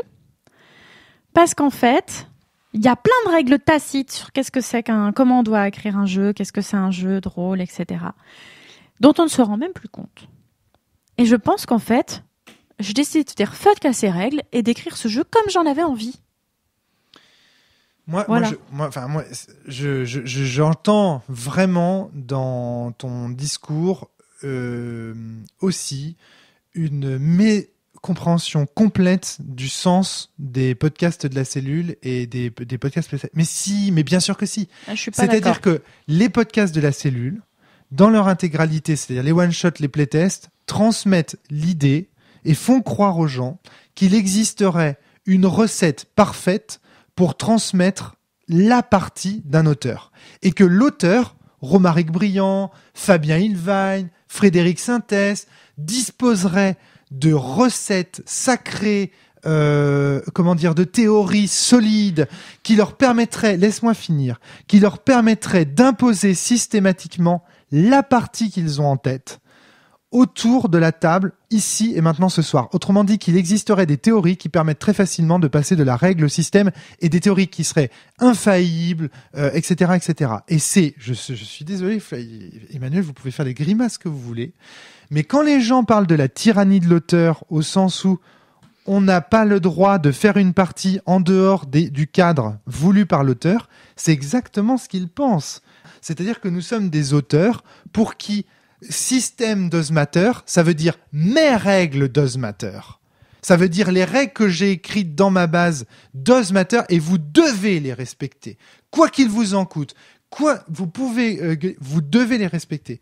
Ça, c'est une façon d'interpréter notre travail. Je suis désolé, Emmanuel, que vous le vouliez ou non, c'est une façon d'interpréter notre travail qui est fausse, bien entendu, qui n'est pas la bonne façon de l'interpréter, mais qui existe. Alors moi, je vais même aller plus loin. Je vais même dire, en fait, au-delà même de ce que j'ai dit, le fait que tout le monde me donnait des conseils et tout, il y a une raison, en fait, si tout le monde m'a donné des conseils sur ce jeu, même quand j'en demandais pas. C'est la représentation du courant indé dans les esprits. Ah, mais ça, c'est très important. C'est-à-dire que comme ça va être un jeu indépendant, parce que j'ai pas du tout envie de me faire éditer, du coup, il y a cette idée que quand tu vas sortir un jeu indépendant, quelque part, t'es représentatif du courant indépendant. Et donc, il faut surtout pas que tu sortes une merde, parce que sinon, en fait, tu vas justifier le fait que les, entre guillemets, pros valent mieux que nous. Donc, en fait, quand tu parles d'un jeu, etc., il y a plein de gens qui te tombent dessus en disant « surtout, faut que tu fasses ça, surtout, faut que tu fasses ça, surtout, faut que tu fasses ça ». Mais fuck! Eux, ils se sont jamais posé la question, les pros, de savoir ce qu'ils devaient faire ou pas. Ils avaient la façon dont ils faisaient leur truc habituellement, et puis voilà, quoi. C'était les auteurs qui souvent se posaient des questions, ils étaient breakés. Bref, je vais pas rentrer là-dedans, mais c'est cette pression qu'on nous met quand on est indépendant, genre, bah du coup maintenant tu représentes ce courant. Et ça m'a bloqué. Alors que précisément, c'est les censé lui indépendants donner de la disent liberté. tout l'inverse. C'est-à-dire que théoriquement, si on écoute tous les podcasts de la cellule dans lesquels nous intervenons, systématiquement, que ce soit Fabien ou moi, parce que Frédéric intervient moins souvent, mais quand il intervient, c'est pareil, on dit systématiquement, au contraire, que le but de l'indépendance, c'est d'explorer un maximum et dans un maximum de directions différentes. Donc c'est tout l'inverse de ce que tu es en train de dire là. Bah oui, mais je sais bien, mais c'est comme ça que je l'ai... C'est tout l'inverse, c'est justement... Mais ce qui est marrant, c'est que tu le vives comme ça. C'est ça qui est très intéressant. Mais de toute façon... Alors, il y a des raisons si je supporte pas la censure. Il y a des raisons si dans mon boulot, je supporte pas quand on me met des liens ou des règles ou des trucs. Je ne supporte pas ne pas être entièrement, totalement libre. Et le fait qu'on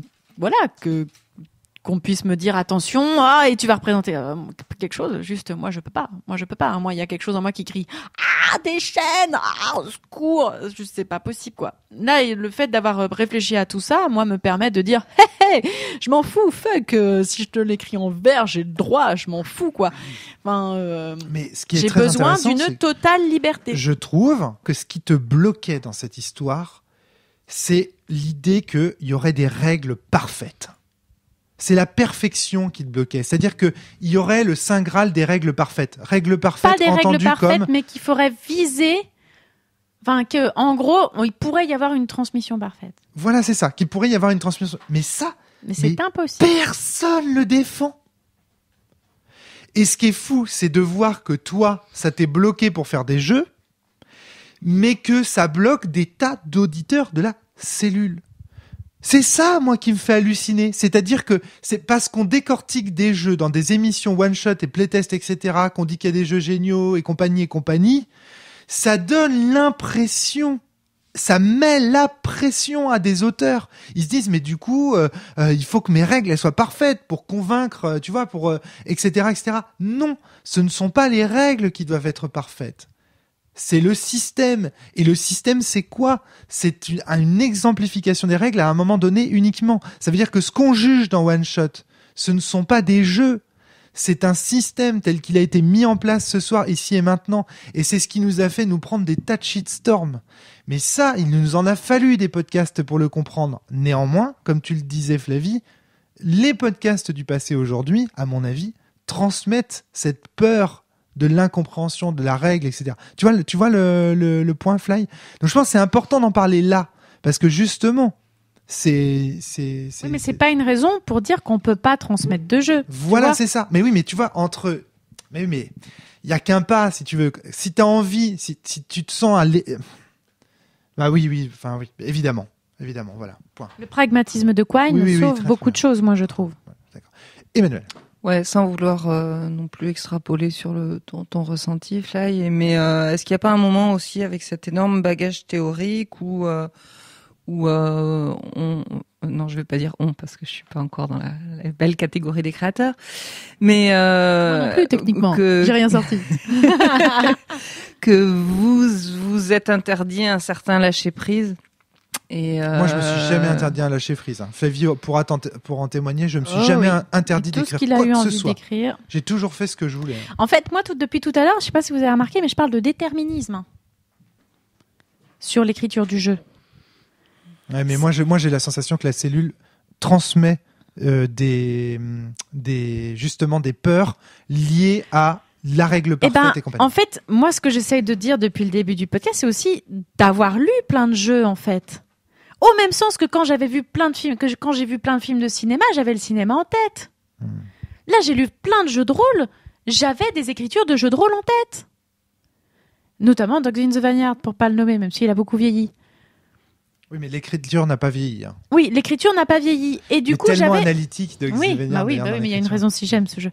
On dirait un philosophe analytique. Oh, ouais. Mais en fait, c'est parce que les philosophes analytiques sont de tradition anglo-saxonne et que si tu lis les anglo-saxons, ils écrivent tous comme ça en fait. Hein. Dans la presse, et puis, en sciences, en anglais, dans les anglais, écrivent tous comme ça. En anglais, direct, tu peux avoir tellement de richesse avec une préposition. Bref, on va pas rentrer là-dedans.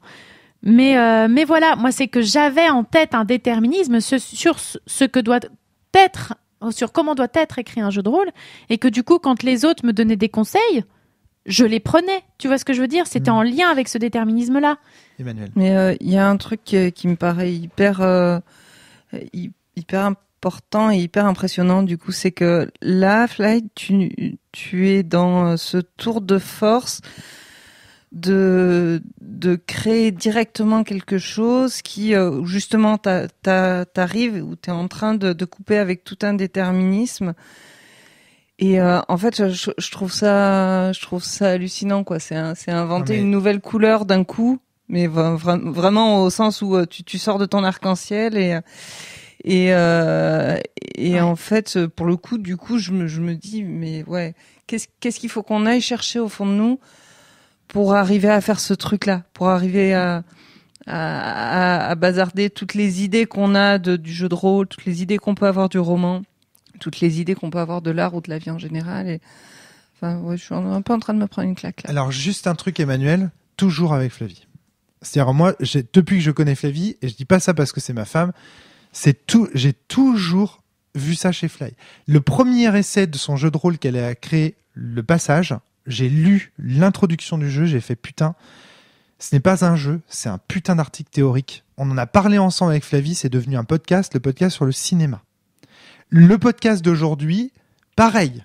C'est-à-dire en fait, à chaque fois, le jeu de Flavie, pour moi, enfin quand la première version que j'avais lue, je lui ai dit, ça vaut article théorique. C'était tellement, pour moi, quand elle m'a trouvé ce truc du cinéma, moi je me suis reconnu dedans. Ça m'a fait mal. Je me suis dit putain mais merde. En fait, j'aurais voulu être réalisateur de cinéma, j'aurais voulu être metteur en scène de théâtre, j'aurais voulu être écrivain et je suis rôliste. Tu vois? Et donc tu vois, et en fait, à travers l'article de Fly, je me suis reconnu à fond, c'est-à-dire le mec qui peut pas être réalisateur de cinéma parce que c'est pas à sa portée, c'est pas à son moyen, donc il va faire Sens. Alors qu'en réalité, il aurait mieux fait de faire directement un film, tu vois ce que je veux dire quelque part. Ça a été ton premier essai sur le passage. Introduction, tu prends ça déjà dans la gueule. Je trouvais ça génial à tel point qu'on en a fait un podcast. Maintenant, je sais pas si est-ce que l'introduction là restera dans ton. Je sais pas. Je pense que j'en ferai une à propos de ce qu'on vient de dire. Est-ce que ça veut dire que tu vas donc c'est pas la première fois. Elle en est pas à son coup d'essai si tu veux là-dessus. Donc est-ce que là cette fois-ci la claque viendra de cette histoire de transmission? En tout cas, voilà, c'est sûr que c'est très intéressant. C'est très intéressant et ça nous pousse. Enfin, moi, en tout cas, en tant que diffuseur de ces podcasts, en tant qu'animateur du podcast, ça me pousse aussi à une certaine remise en question. Parce que oui, moi, j'ai un idéal, en fait. Et cet idéal, c'est celui qui est en train de piétiner Flavie depuis le début de cette émission. Mon idéal, c'est qu'on puisse, à travers des règles et des propositions, transmettre un système tel qu'il a été pensé par l'auteur. Et donc, moi, je crois non pas en l'indétermination de la traduction, mais en sa perfectibilité permanente et, si possible, en sa perfection, moi, de la traduction. Moi, ce que j'essaye de transmettre à travers Vademecum, Sens, Leval, etc., c'est le système vraiment, mais parfait. Je mesure chaque mot pour essayer de transmettre parfaitement le système. Et ce qu'est en train de dire Fly là, c'est je suis désolé, mon petit Romaric, mais ça... Tu pourras jamais être sûr. Tu pourras jamais être sûr. T'y arriveras jamais. Et ceci dit, je garde une certaine utilité en parlant d'idéal. Je dis c'est mon idéal. Je ne dis pas que c'est ce qui est le cas. Parce que ça, ce serait extrêmement prétentieux. D'une part, selon moi, ça voudrait dire que j'aurais trouvé le langage parfait. Et d'autre part, ce n'est pas le cas, je le vois, je l'observe. Vademecum a eu des incompréhensions, Sens en a, etc., etc. Et puis ça me pose aussi des questions autour de Fabien Hindwine. Quand Fabien Hindwine dit rechercher le langage de Babel, le langage parfait qui permettrait aux êtres humains de communiquer directement les uns, est-ce qu'il n'est pas précisément en train de se heurter à ce problème de l'indétermination de la traduction et en train de nous dire il existe une solution qui est le langage de Babel?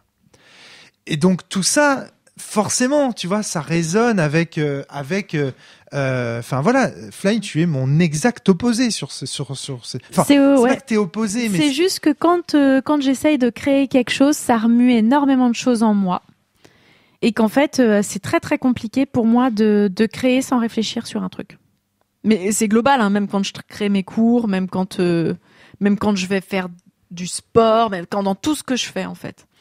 Et donc tout ce que je fais est une remise en question permanente de ce que je suis. Est-ce que je le fais pour de bonnes raisons? Tout le temps. Donc du coup, voilà. Je ne sais, quand je disais, il sortira peut-être même pas en 2022, comme ce que je fais est une remise en question complexe et totale de toujours tout ce que je suis, est-ce que je peux même réussir à créer quelque chose?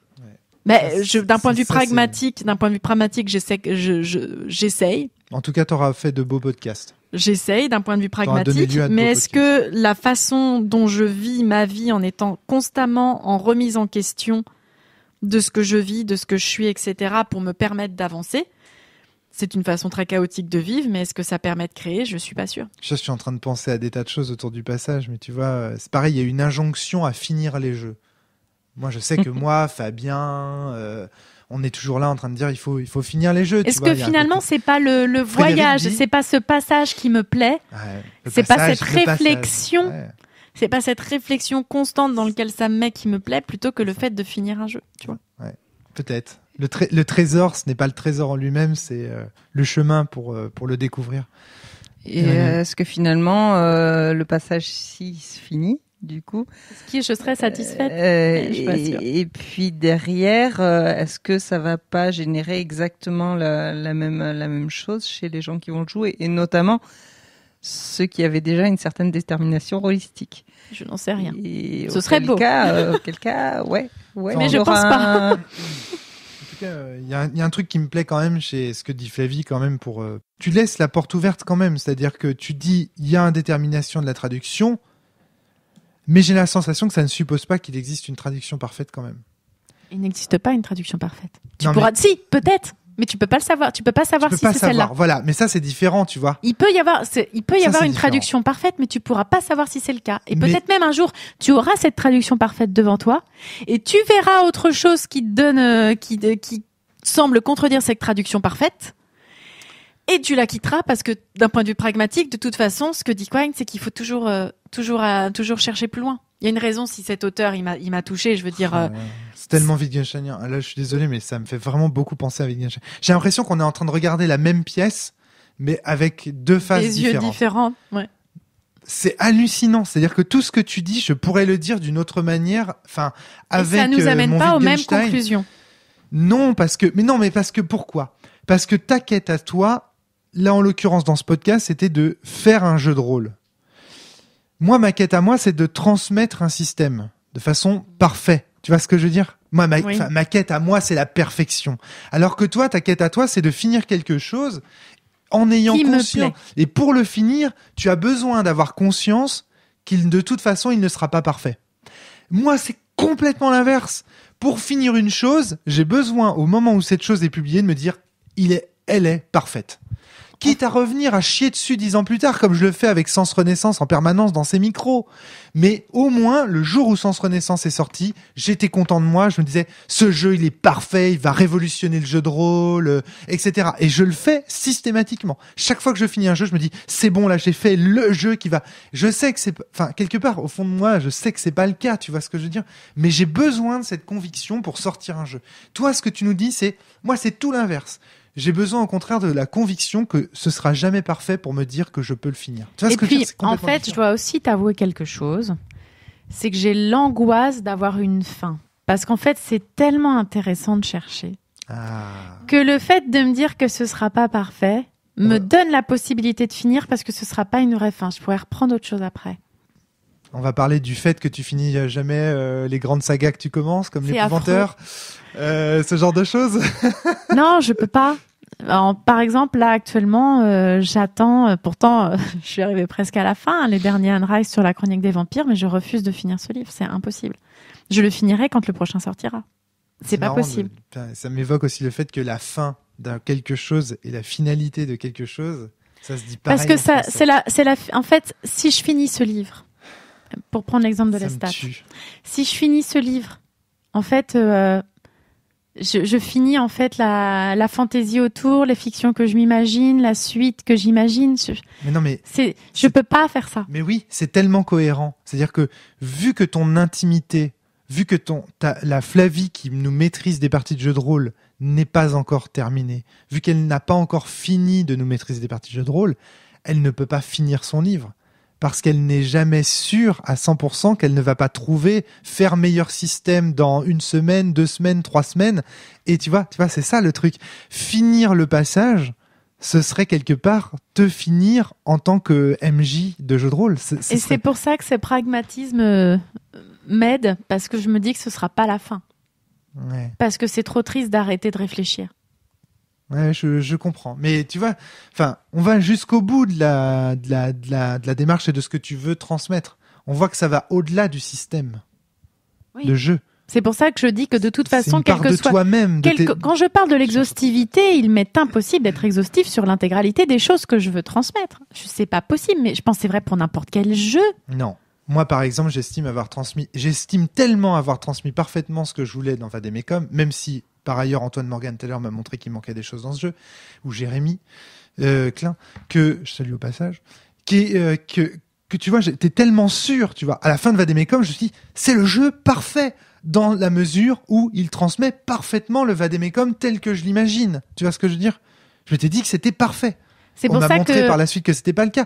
Quand tu dis qu'on a l'impression qu'avec Wittgenstein et Quine, on a les mêmes idées, mais qu'on n'arrive pas au même point, c'est clair. Enfin, oui. On a le même constat et c'est pas la même chose. J'ai besoin de l'impression d'avoir, tu vois, j'ai besoin de cette, même si c'est pas une certitude, parce que moi c'est ça que je vois dans ton exemple, c'est que tu dis, on n'est jamais certain d'avoir transmis parfaitement son travail. On n'est jamais certain d'avoir transmis son travail. Moi ça, je suis sûr de ça. C'est-à-dire, ce que tu dis là, j'en suis sûr. mais j'ai l'espoir. Et c'est ça le truc, c'est que moi je garde la foi qu'il existe quelque chose comme le jeu parfait. Tu vois ce que je veux dire? Alors et c'est que mon moi, moteur. ça ne m'intéresse plus. Oui. Ce qui m'intéresse, c'est la recherche qu'il y a autour. Mais regarde, et c'est tellement corrélé avec autre chose. Rappelle-moi déjà de quelle religion tu es, Flavie. J'aime pas trop en parler. Tu ne crois pas dans le Dieu de la perfection, Pas le du Dieu tout. qui est un, le Pas Dieu qui du est tout. tout. Donc tu n'es pas comme moi. Et je ne suis plus athée. Je ne depuis prétends pas être déjà catholique. quelques années. Hein. Je n'ai pas voté François Fillon, contrairement à ce que pourraient laisser penser certains posters dans cette pièce. Mais j'ai gardé j'ai gardé une volonté pour la France parce que je trouve que sur cette image, il dit au revoir. Il dit au revoir. Au revoir la droite. Adieu la droite. Je l'ai gardé, voilà. J'ai gardé ce tract. Je le trouve magnifique. Ce François Fillon qui dit adieu au monde. Cette droite qui dit adieu au second tour. Je le trouve magnifique. Avec des gens qui lui agitent des mouchoirs en disant adieu. Et ces mouchoirs sont des drapeaux français. Donc voilà, bon, c'est dommage parce que la droite a finalement accédé au pouvoir grâce à Macron. Mais bon, bref. Alors donc, toujours est-il que je ne suis pas catholique en ce sens-là. Non, je ne manifeste pas je ne vais pas dans la manif pour tous. Je ne suis pas un catholique zombie. Mais je crois en Dieu, en l'existence d'un Dieu. Je suis ce qu'on dit déiste. Moi, je suis déiste. Toi, pas du tout, Fly, on est d'accord. Je suis Wicca. Ben, je suis sûr que ça, tu vois, cette conviction, ces deux convictions-là, elles rentrent aussi en jeu dans ce qu'on attend d'un jeu. Voilà. Moi, j'ai la sensation que la recherche de l'idéal, c'est une condition pour avancer, pour s'enrichir, etc. Et Frédéric Sintès, quand je l'ai rencontré, il me disait non, mais c'est tout l'inverse. C'est le doute, au contraire, qui permet de faire avancer la recherche. Je suis peut-être plus là-dedans. Et voilà, et je pense que tu es plus de l'école de Pictavienne, parce que moi vraiment de ce côté-là, pour moi en fait c'est la certitude qui se fracasse en fait sur la certitude d'autrui. C'est le combat des certitudes et peu importe si elles se brisent, tu vois, mais j'ai la conviction que c'est avec des convictions et des certitudes qu'on fait avancer les choses. Et d'autres diront non, c'est avec le doute, etc. Mais là encore, n'est-ce pas les deux faces, d'une même pièce. Et alors, si en plus c'est un contenu fictionnel malléable, alors là, il y a des milliards et des milliards de faces. On sait qu'il est indéterminé et compagnie. C'est une autre histoire. Voilà. Ça y est, t'es débloqué ? C'est pas comme ça que tu vas finir ton jeu. Je crois que c'est nous qu'elle a débloqué, là, excuse-moi. Mais... Je sais pas si je suis débloquée, mais du coup, je passe dans une nouvelle partie d'écriture du jeu. Est-ce que ce sera la dernière ? Ça, j'en sais rien. Eh bien, bon courage en tout cas. J'espère, si vous avez bien compris, chers auditeurs, auditrices, vous aurez compris que j'espère que ce jeu ne s'arrêtera jamais, qu'il ne sera jamais fini. Donc c'est assez paradoxal. Je dois l'encourager à ne jamais finir ce jeu, parce que moi, à titre personnel, j'aimerais bien qu'elle continue à nous maîtriser des parties de jeux de rôle. Mais en tout cas, voilà, si tu arrives à finir ce jeu, ce qui paraît assez contradictoire, c'est bizarre, mais... On verra. Parce que ça, c'est pareil. Je suis désolé, je vais relancer le podcast, mais finir un jeu, est-ce possible si ce jeu est imparfait, tu vois ? Oui. Au contraire. Parce que de toute façon, d'un point de vue pragmatique, ce n'est plus la question. De toute façon, je ne saurais jamais s'il est parfait ou pas. Pour moi, un jeu n'est jamais fini tant qu'il n'est pas parfait. Moi, c'est même pas la question. Est-ce qu'il me plaira à moi ? Est-ce qu'il me permettra de faire à peu près ce que je veux ? Bon, écoute, Solipsis, il est temps de lever nos masques, je crois. Sans compter l'évolution constante de ce jeu et de ce mois. Ouais. Et d'ailleurs, The Game is Over. Tu n'es pas le président, tu n'es pas le Premier ministre. Pas anglais, ça ne encore, marche pas. mais quand t'es... C'est peut-être un projet de carrière qui pourrait aider beaucoup. Qui sait ce que le Brexit donnera, hein, voilà. Des têtes vont peut-être tomber. Mais c'est vrai quoi, il y a cette idée en plus que quand on regarde 10 ans en arrière, il y a toute ce doute-là aussi. Moi, ça me fait regarder 10 ans en arrière la cellule et puis je me dis putain, qu'est-ce qu'on a pu raconter comme conneries ? Ou même si on n'a pas raconté des conneries, on les a dit avec des certitudes, avec des choses qui ont pu égarer. On était des vieux cons avant d'être des jeunes. Remettons les choses en contexte. Moi, je suis désolée. À l'époque où on a découvert ça, c'était ouvrir ouvrir une boîte magnifique de réflexion, etc. On y allait avec la fougue de la jeunesse et encore aujourd'hui, on y va avec la fougue.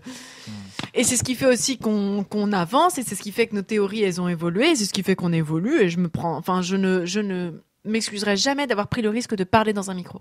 Oui, non, bien sûr. Non, mais par contre, ça peut être triste, par contre, tu vois, alors, de solliciter chez des gens des incompréhensions, c'est triste, par exemple. Mais c'est dû je l'expliquais tout à l'heure, ça lié à l'indétermination de la transmission. Ouais. C'est parce que quand tu crées un truc en disant ça y est, c'est fait et finalement il n'est pas compris, il y a un côté extrêmement frustrant. Ouais. Et c'est ce côté-là que du coup, en prenant conscience de ça, tu dis de toute façon c'était inévitable. Il y a forcément des trucs qui seront incompris. Mais ça vaut pas le coup du coup de se dire que ça vaut pas le coup d'essayer. Il faut au contraire essayer. Eh bien, nous allons continuer d'essayer dans cette saison de la cellule et les prochaines. Merci Flavie pour ce podcast de fou furieux. À très bientôt tout le monde. Merci Emmanuel. Portez-vous bien. À bientôt. Et surtout jouez bien, c'est ça qui compte.